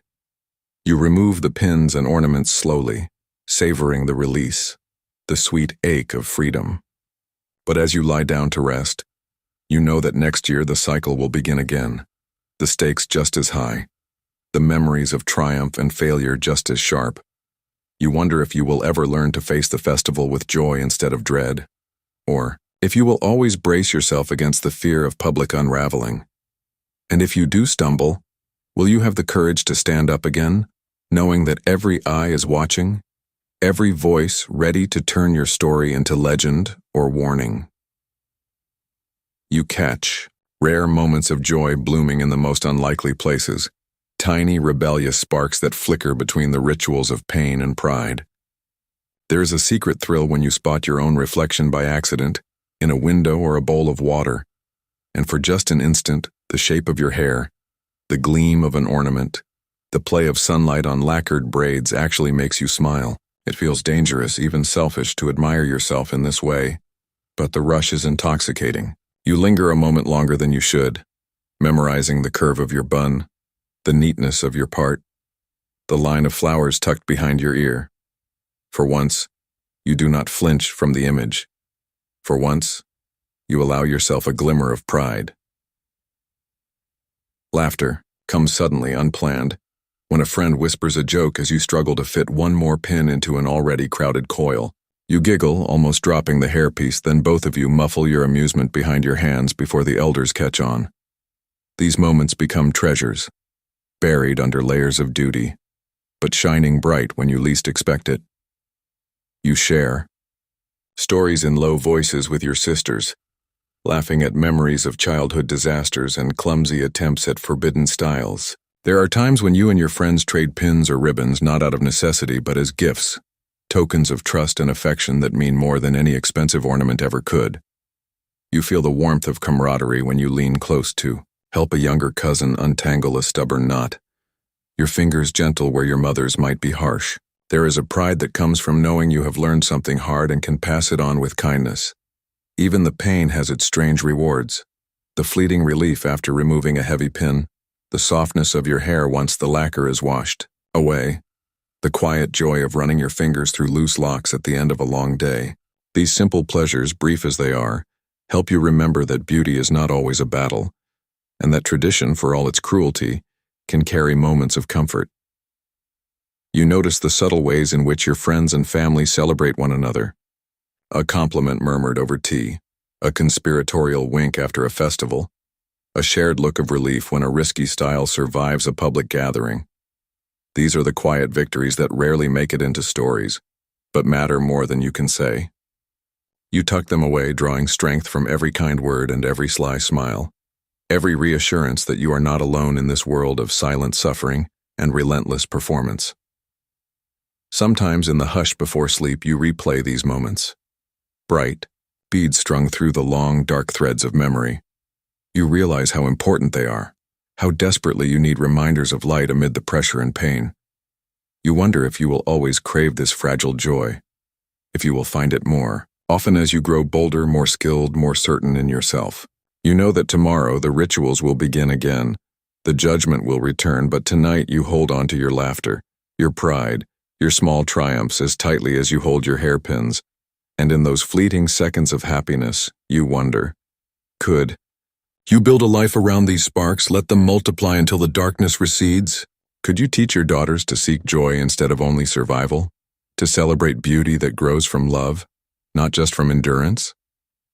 The questions linger, sweet and sharp, as you drift into dreams colored by laughter, daring you to believe that even in a world of rules and rivals, you can claim your share of wonder and delight. The night of the Emperor's grand banquet arrives, and with it, a tension so sharp you can feel it humming in your bones. This is the true stage, the summit of every rivalry, every whisper, every lesson etched into your scalp by pins and pain. You are ushered through the palace gates, breathless and trembling beneath a weight heavier than gold, your hair sculpted into an architecture of ambition, jewels glittering, lacquer shining like obsidian under the lanterns. Every woman you pass is transformed into something almost mythic, hair reaching for the rafters, ornaments swaying like battle flags, each style a weapon wielded in perfect silence. Here, nothing is accidental. Every twist, every loop, every deliberate imperfection is calculated for effect, for attention, for survival. You move with measured grace, forced to walk slow, spine rigid, every movement rehearsed. The banquet hall is a gallery of living masterpieces and potential disasters. Dignitaries and family elders watch, their eyes sharp, searching for flaws, for the single strand that betrays inexperience, or the bold braid that hints at hidden ambitions. The Empress sits at the head of the room, a figure of power and fear, her own hairstyle so grand and strange that it makes the air shimmer. The memory of her decree burns in your mind. You recall the stories of women exiled for failed attempts at copying her vision, for daring to improvise, for failing to impress. Your heart pounds as you find your place among the rows of hopeful daughters and wary mothers. You sense alliances shifting all around you, quiet nods, sidelong glances, coded smiles. A girl's hair slips just as the musicians strike up. You see her hand dart up in panic, then still as the room hushes and the Empress's gaze settles on her. There is no mercy. She wilts, cheeks burning, knowing she will not escape the night unscathed. You feel your own scalp tighten as if sharing her pain, your hands clammy and cold despite the heat of so many bodies packed together. Servants glide by, bearing wine and steaming dishes, their faces unreadable as they bow low to avoid drawing attention. Conversation swirls, sharp and competitive, laced with compliments that are also challenges. Such bold lacquer. How daring to choose so many pearls. You keep your head steady, every nerve alight with awareness that here every word and gesture will echo long after the feast ends. The music rises, the lanterns cast shifting shadows, and you realize this night is not about celebration, but survival. Every woman is fighting for place, for favor, for the chance to shape her own future in the eyes of power. You catch sight of your mother across the hall, her chin lifted, her eyes wet with pride and fear. For a moment, time slows, the noise falling away until it is just you and her and the years of practice and pain that led you to this moment. You feel the weight of every lesson, every silent warning, every night spent learning how to twist suffering into something beautiful. The room spins, voices rise and fall, but you hold yourself steady, praying that nothing will slip, nothing will break, not tonight. As the banquet finally ebbs toward its end, you sense the shifting tides. Who triumphed, who faltered, who will wake tomorrow to stories of shame or whispers of sudden fortune. You know that this is the climax, the night every choice, every sacrifice, every braid and pin finds its meaning. And as you rise to leave, the ache in your neck and the fire in your chest blend together, a bittersweet victory. You wonder what will follow. The slow unraveling of alliances, the sting of rumor, or perhaps the quiet beginning of a new kind of freedom. You step into the night, uncertain but unbroken, the echoes of that fierce, silent battle ringing in, your ears asking, after a lifetime of fighting for approval, will you ever dare to fight for yourself?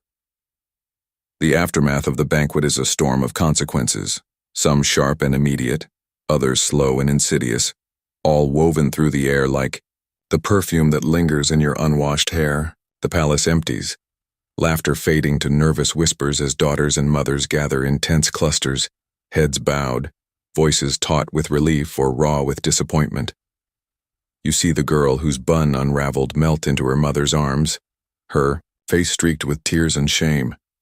You hear the brittle excitement in the voices of those who won a single approving nod from the Empress, their families already planning new alliances and brighter futures.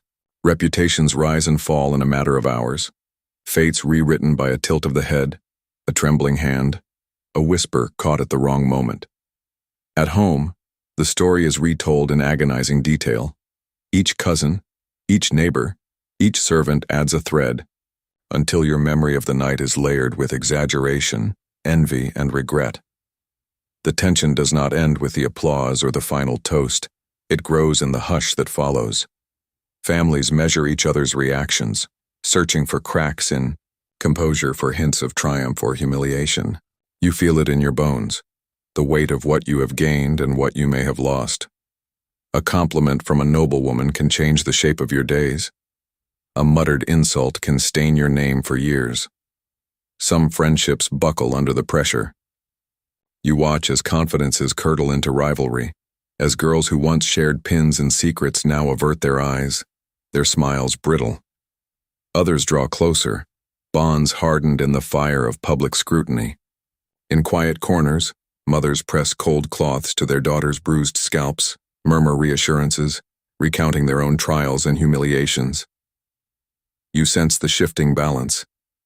How alliances and animosities are always one mistake away from collapse. The world outside is swift to judge, eager to retell the stories of failure, to laugh at those who fell short of impossible expectations. Yet amid the aftermath, you catch glimpses of transformation. A cousin who stumbled in the spotlight learns to hold her head high the next day, defiant in the face of gossip. Another finds unexpected courage, her shame turning to resolve as she promises herself a different fate next time. You recognize in their struggles the same spark that has begun to grow in you, a refusal to be broken, a quiet hunger to shape your own story, no matter how many times the world tries to write it for you. You return to your room and remove the pins, the lacquer, the weight of the evening's performance. You touch your aching scalp, stare at your bare reflection, and wonder what has truly changed. Will this night mark the start of a new beginning? Or will you find yourself trapped in the same patterns, the same competitions, the same restless yearning? The consequences linger, as real and relentless as the ache in your neck, as subtle and enduring as the stories that will follow you for weeks, months, maybe even a lifetime. As you drift towards sleep, you ask yourself, in a world where every action is measured and remembered, how will you decide which scars to hide and which to wear as proof that you survived? You are left to sort through the pieces. Shattered friendships, unexpected alliances, futures suddenly bright or cruelly dimmed by nothing more than the shape of a braid. Whispers wind their way through the city long after the banquet, twisting into homes, markets, and dreams. You sense how quickly everything can unravel, how reputations are remade and ruined over a single misplaced ornament, a stray curl that caught the light at the wrong moment. It is not just the girls who feel the sting. Mothers fret over lost opportunities. Fathers curse the fortunes of others. Siblings nurse private wounds and secret pride. The fallout seeps into every meal, every errand, every quiet conversation. You cannot look at your friends the same way. You remember whose laughter was the sharpest, whose envy cut deepest, who risked kindness in a room crowded with judgment. The world narrows, just for a while, to this aftermath. Invitations are withheld. Alliances shift. New rumors fill the air. Sometimes cruel, sometimes absurd, always sticky as honey. A girl once ignored is suddenly in demand, her hair cited as the reason for another family's good fortune. Another, once admired, finds herself left out, her name a warning rather than a boast. You feel the ache of change in your own life, the bittersweet ache of friendships tested by envy and disappointment, by the need to survive in a world that turns every gathering into a competition. But you also witness resilience in unexpected places. A girl left shunned at school is quietly invited to a gathering by someone she barely knew. Rival cousins mend fences, trading secrets and tips in the privacy of the kitchen while the adults argue in the next room. Your own mother, once unyielding, softens her scolding and presses your bruised scalp with a gentler hand, as if she too has grown weary of the endless rivalry and need for perfection. There are moments of reflection, subtle but profound, that ripple through your days. You notice your own defenses relaxing, the way your hands tremble less as you pin your hair for morning errands. You allow yourself to smile when you catch your reflection, even if a curl has slipped free. You begin to value the rare honesty that comes in the hush after disappointment, a friend's quiet confession, a sister's apology, your own whispered promise not to let tomorrow's competition swallow today's joy. In the falling action of the festival season, as the city's feverish energy ebbs and old routines return, you understand that loss is not always defeat, and rivalry is not always destiny. You feel a flicker of hope, a fragile belief that even in a world obsessed with perfection, there is space for forgiveness, for small acts of courage, for the slow mending of what was broken. You look at your hair, your friends, your family, and wonder if you can survive the fallout. Can you also find the strength to shape a new story, one not defined by competition, but by resilience and a tenderness that endures when the pins come out and the rumors fade? You gather the pieces of your old life, smoothing them together as carefully as you arrange each strand in the morning light. The bruises on your scalp fade, but the lessons linger, etched into memory more stubbornly than any gossip. Day by day, you sense yourself changing. Where once you would have flinched at every whisper, now you let your hair down in the privacy of your room, savoring the freedom in secret. You are gentler with yourself, less afraid of loose curls or crooked pins. You learn that beauty does not crumble with a single mistake, and that pride can be found not only in perfection, but in the quiet courage to show your real self. Even when you feel fragile, your family feels the shift as well. Morning routines soften. Your mother's hand lingers longer on your shoulder, her eyes reflecting apology and admiration in equal measure. She asks your opinion about new styles. Sometimes you experiment together, inventing simple braids, laughing when a knot unravels, celebrating the small victories of comfort and honesty. You notice your little sister watching closely, not just for technique, but for permission to be imperfect, for proof that life can go on even when a bun collapses or a pin is forgotten. Outside, the city's sharp edge dulls as festival memories begin to fade. You meet friends in the marketplace, and instead of hiding your flaws, you compare them. Who has the wildest curl? Whose ornament is most stubborn? Laughter replaces the old anxiety. You swap stories of disasters and recoveries, making each other braver by speaking your fears aloud. The rivalry is not gone, but it has changed. It is softer, more honest, more like a test of creativity than a war of survival. The world, for a moment, feels wide open. Wide open. You start to see opportunity in every imperfection. A strand falls loose at a family dinner, and instead of shrinking in shame, you tuck it behind your ear and keep eating. Someone praises your confidence, and you realize you are learning to define yourself on your own terms. You pass your lessons down, teaching your sister not only how to braid and pin, but how to laugh at mistakes, how to recognize the strength in kindness, how to cherish the rare peace that comes when you stop measuring your worth by other people's standards. Even the city seems changed, the pressure of judgment yielding, if only for a little while, to a spirit of acceptance and possibility. You walk through crowded streets without the old knot of fear in your chest. You notice how many others have loosened their hair, how small acts of defiance are beginning to ripple through the crowd. It feels like a new beginning, a fragile but real shift in the world you once thought was unchangeable. Still, you know that nothing lasts forever. The next banquet, the next edict, the next rumor will come. But you face the future with a new steadiness. You know you have survived worse. You have learned to rebuild from ruin, to gather yourself and rise again, hair untidy, heart unbowed. And as you watch your reflection, caught in a patch of golden morning sun, you wonder, if you can find beauty in these imperfect days, what else might you discover if you allow yourself to keep growing, unafraid? You move through your days with a new awareness, every step a testament to how much you have grown, how much you have reclaimed. The world outside remains obsessed with appearances, but you are learning to see beyond them. You catch your reflection, and notice not just the line of your braid or the gleam of a hairpin, but the strength in your own gaze, the quiet resilience that shines through even when your hair is unadorned. You notice how your family, your friends, even strangers in the marketplace respond differently now. Some still judge, but others are drawn in, emboldened by the changes they sense in you. There is less fear in your posture, more laughter in your voice, a softness where once there was only tension. Rituals become gentler. Mornings are no longer a battlefield of combs and tears, but a time for small conversation, shared secrets, encouragement. You braid your sister's hair and tell her stories of every time you stumbled, every lesson learned the hard way. She listens, wide-eyed, and you see her shoulders relax as she realizes she does not have to be perfect to be loved, does not have to fear every pin or whisper. In these moments, you understand that the most lasting change is not in your hairstyle, but in the freedom you are able to offer others. You find yourself teaching kindness without meaning to, showing, with each act of patience and humor, that strength is found in mercy, not in judgment. The world does not become easy, but it becomes more bearable.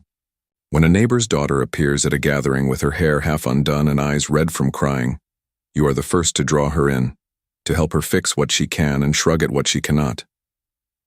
You remember all the nights you wept in secret, believing you were alone in your failures, and realize now that everyone carries a private history of mistakes and small redemptions. Laughter returns more quickly.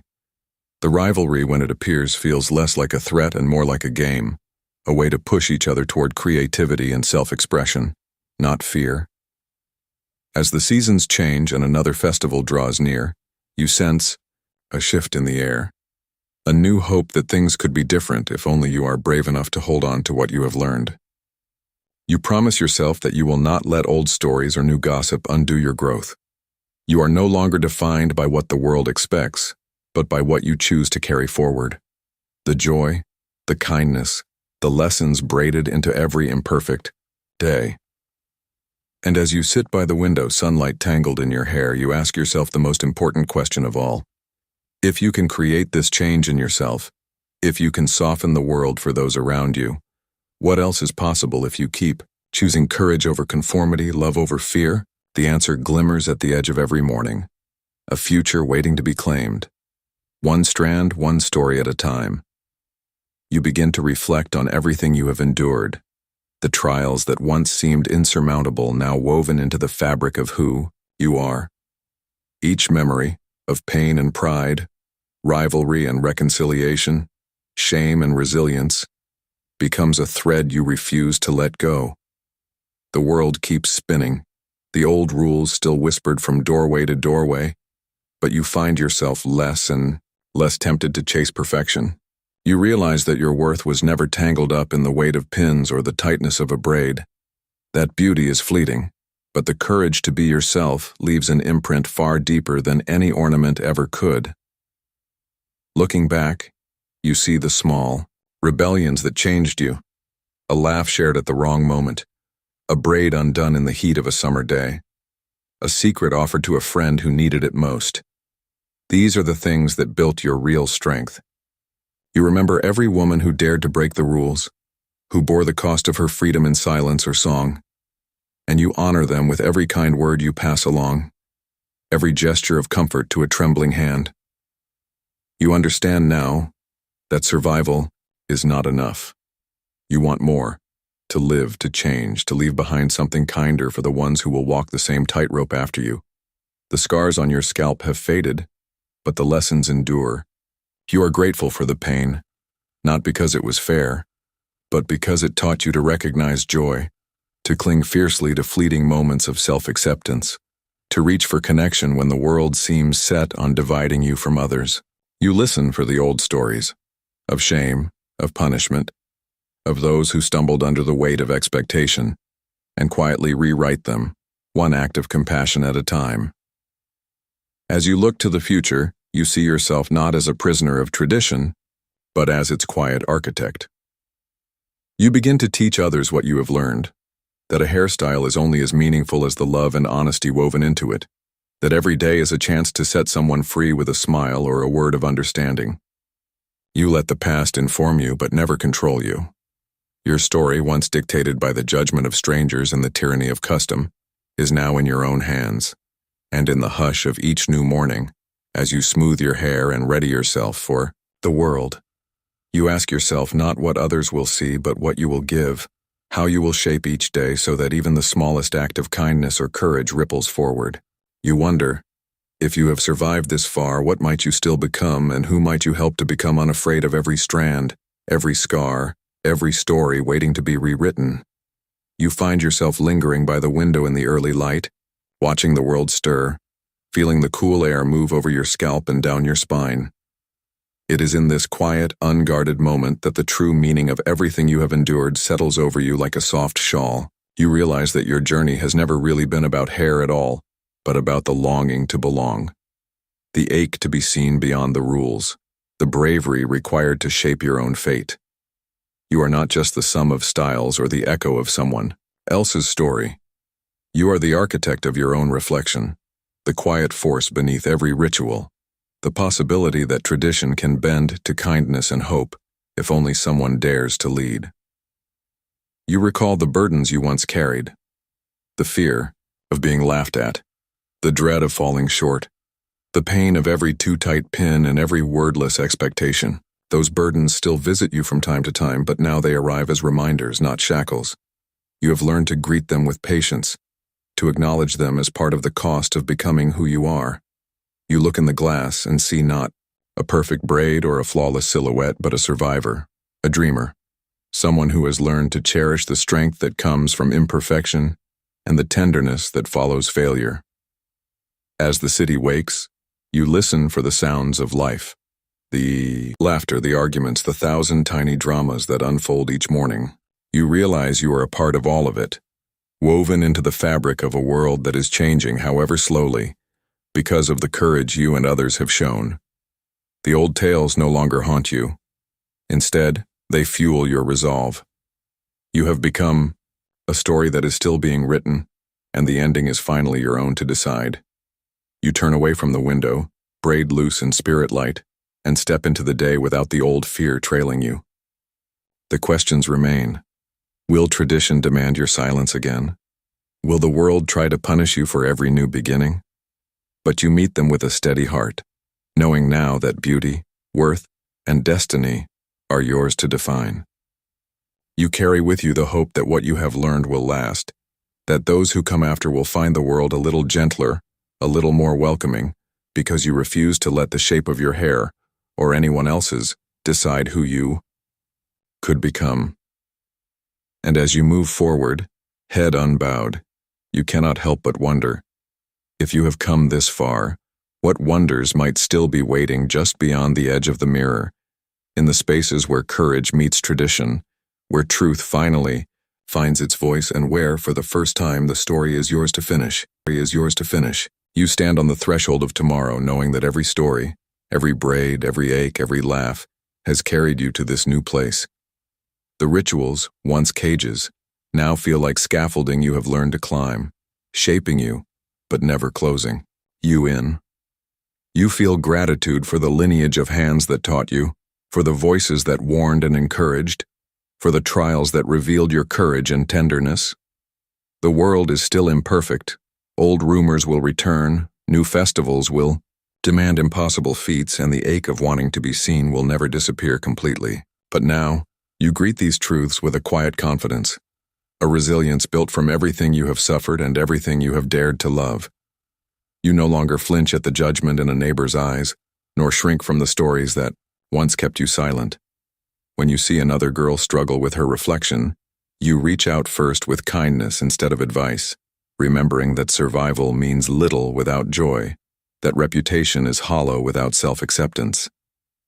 The boundaries between fear and freedom blur, and you realize you have become the person you long to meet, someone whose worth is measured in generosity, not just in perfect hair or unbroken rules. You braid your sister's hair beneath the morning sun and tell her softly that it is all right to try and fail, to risk being seen, to believe that happiness is worth pursuing even when it is fleeting.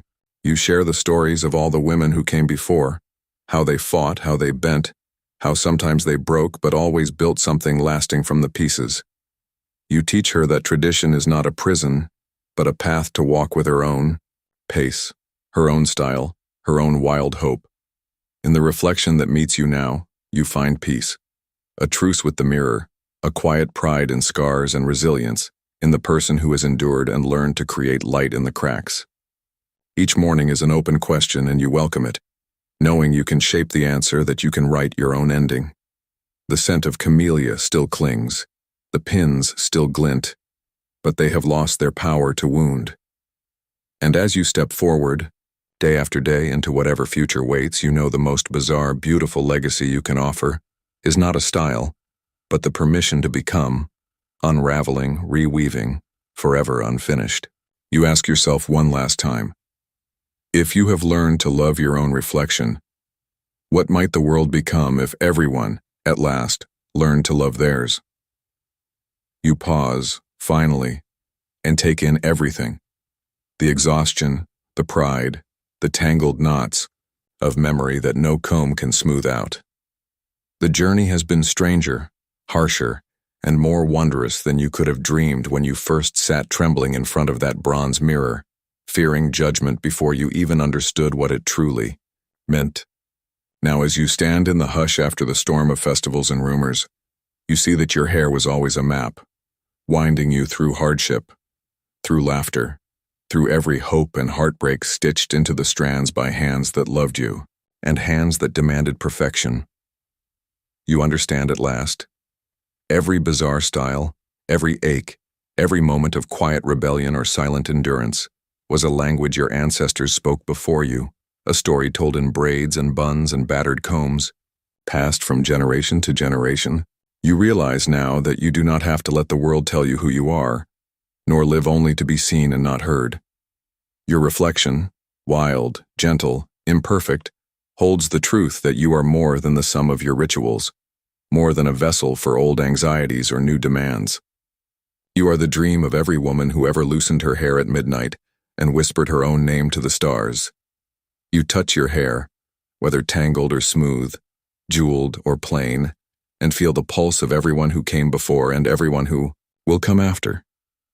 You remember how you feared the scrutiny of neighbors and elders, and how you learned to forgive yourself for every slip, every mistake, every moment you chose comfort or laughter over flawless order. You have grown into your own skin, your own history, carrying forward the best of what you inherited and quietly letting go of what never truly belonged to you.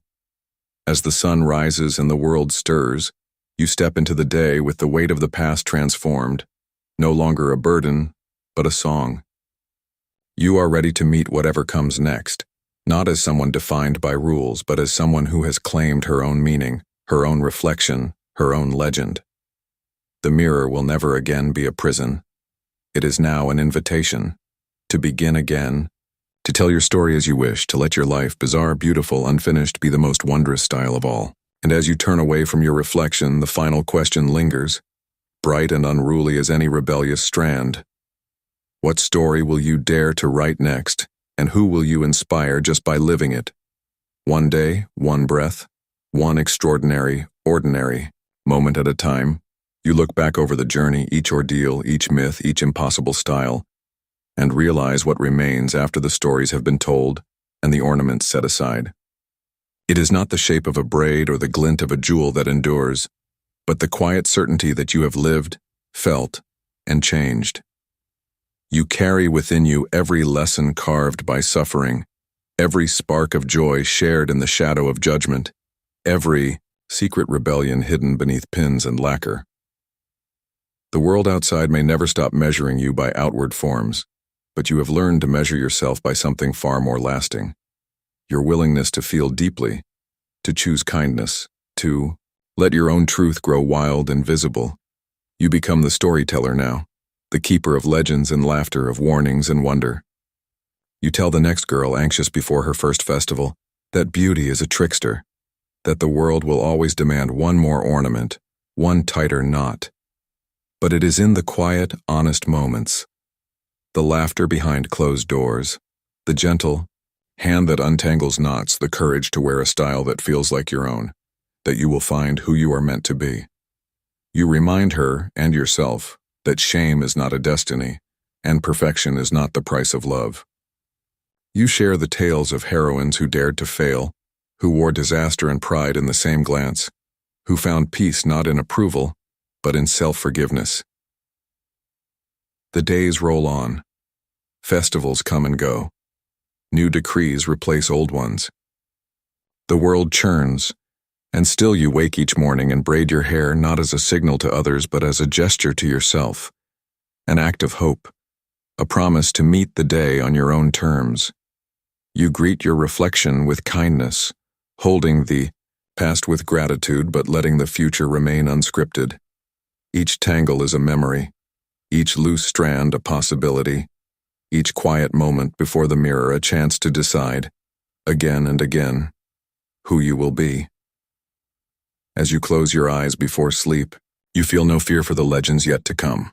Instead, you feel ready to let the next bizarre style, the next rumor, the next festival unfold as it will, knowing you have the strength to endure and the wisdom to find joy in imperfection. In the dark, you whisper a wish for all those still learning to love their own reflection, that one day they too will see the magic in every scar, every strand, every story bravely, beautifully, their own. And you drift to sleep with a quiet certainty. In a world forever tangled in the pursuit of beauty, you have finally learned to rest easy, unafraid of who you are or of what you might become next.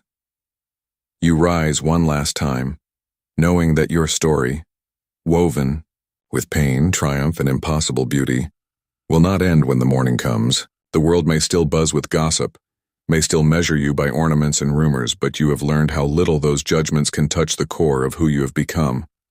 You understand now that every bizarre hairstyle, every ache and humiliation, every small victory and moment of laughter, was never just about fitting in or standing out. It was about finding yourself, and then daring to be seen. You prepare for another day, but you no longer shrink from your reflection or from the world's demands. You choose your style not out of fear, but with curiosity and care, sometimes elaborate, sometimes simple, always a reflection of your own mood and hope. You smile when you see yourself in the mirror, not because everything is perfect, but because you can see traces of everyone who taught you, and every lesson you earned, on your own. Your head feels lighter even when the hairpins press because you no longer mistake pain for worthiness. The rituals remain, but now they are your own. You move through the city with a different grace, a quiet assurance that does not rely on approval, but on knowing you belong to yourself, to your people, to a line of women who endured and created, questioned, and changed. When others stumble, you reach for them with understanding, not judgment. When you stumble, you get up with a soft laugh, forgiving yourself before anyone else can. Each encounter, whether with a rival, a friend, or a stranger, reminds you that dignity is found not in how you appear, but in how you treat yourself and others when the pins fall and the lacquer dulls. In the hush before sleep, you thank the world for every strange style, every tradition you dared to question, every act of courage that remade your story. You promise yourself that the next time the world demands you change to please its whims, you will pause, breathe, and remember. You have nothing left to prove. Your value was never written in the tightness of a braid, but in the wild, compassionate heart that learned to bloom beneath it. And as you let the day slip away, you leave the window open for new stories to find you, ready for whatever strange, beautiful hairstyle tomorrow brings. You carry with you the certainty that you are, at last, the author of your own legend, and the only approval you truly need is your own. You greet the dawn not with dread, but with an unguarded hope, each breath in the cool morning air proof that you have endured, changed, and claimed your place in a world that once seemed determined to bind you to its every whim. The rituals remain, but now you wear them lightly, shaping them to your own spirit instead of letting them shape you. You move through your home, hands deft and gentle, tending to your hair not for approval or perfection, but as a quiet act of gratitude, a celebration of survival, inheritance, and choice.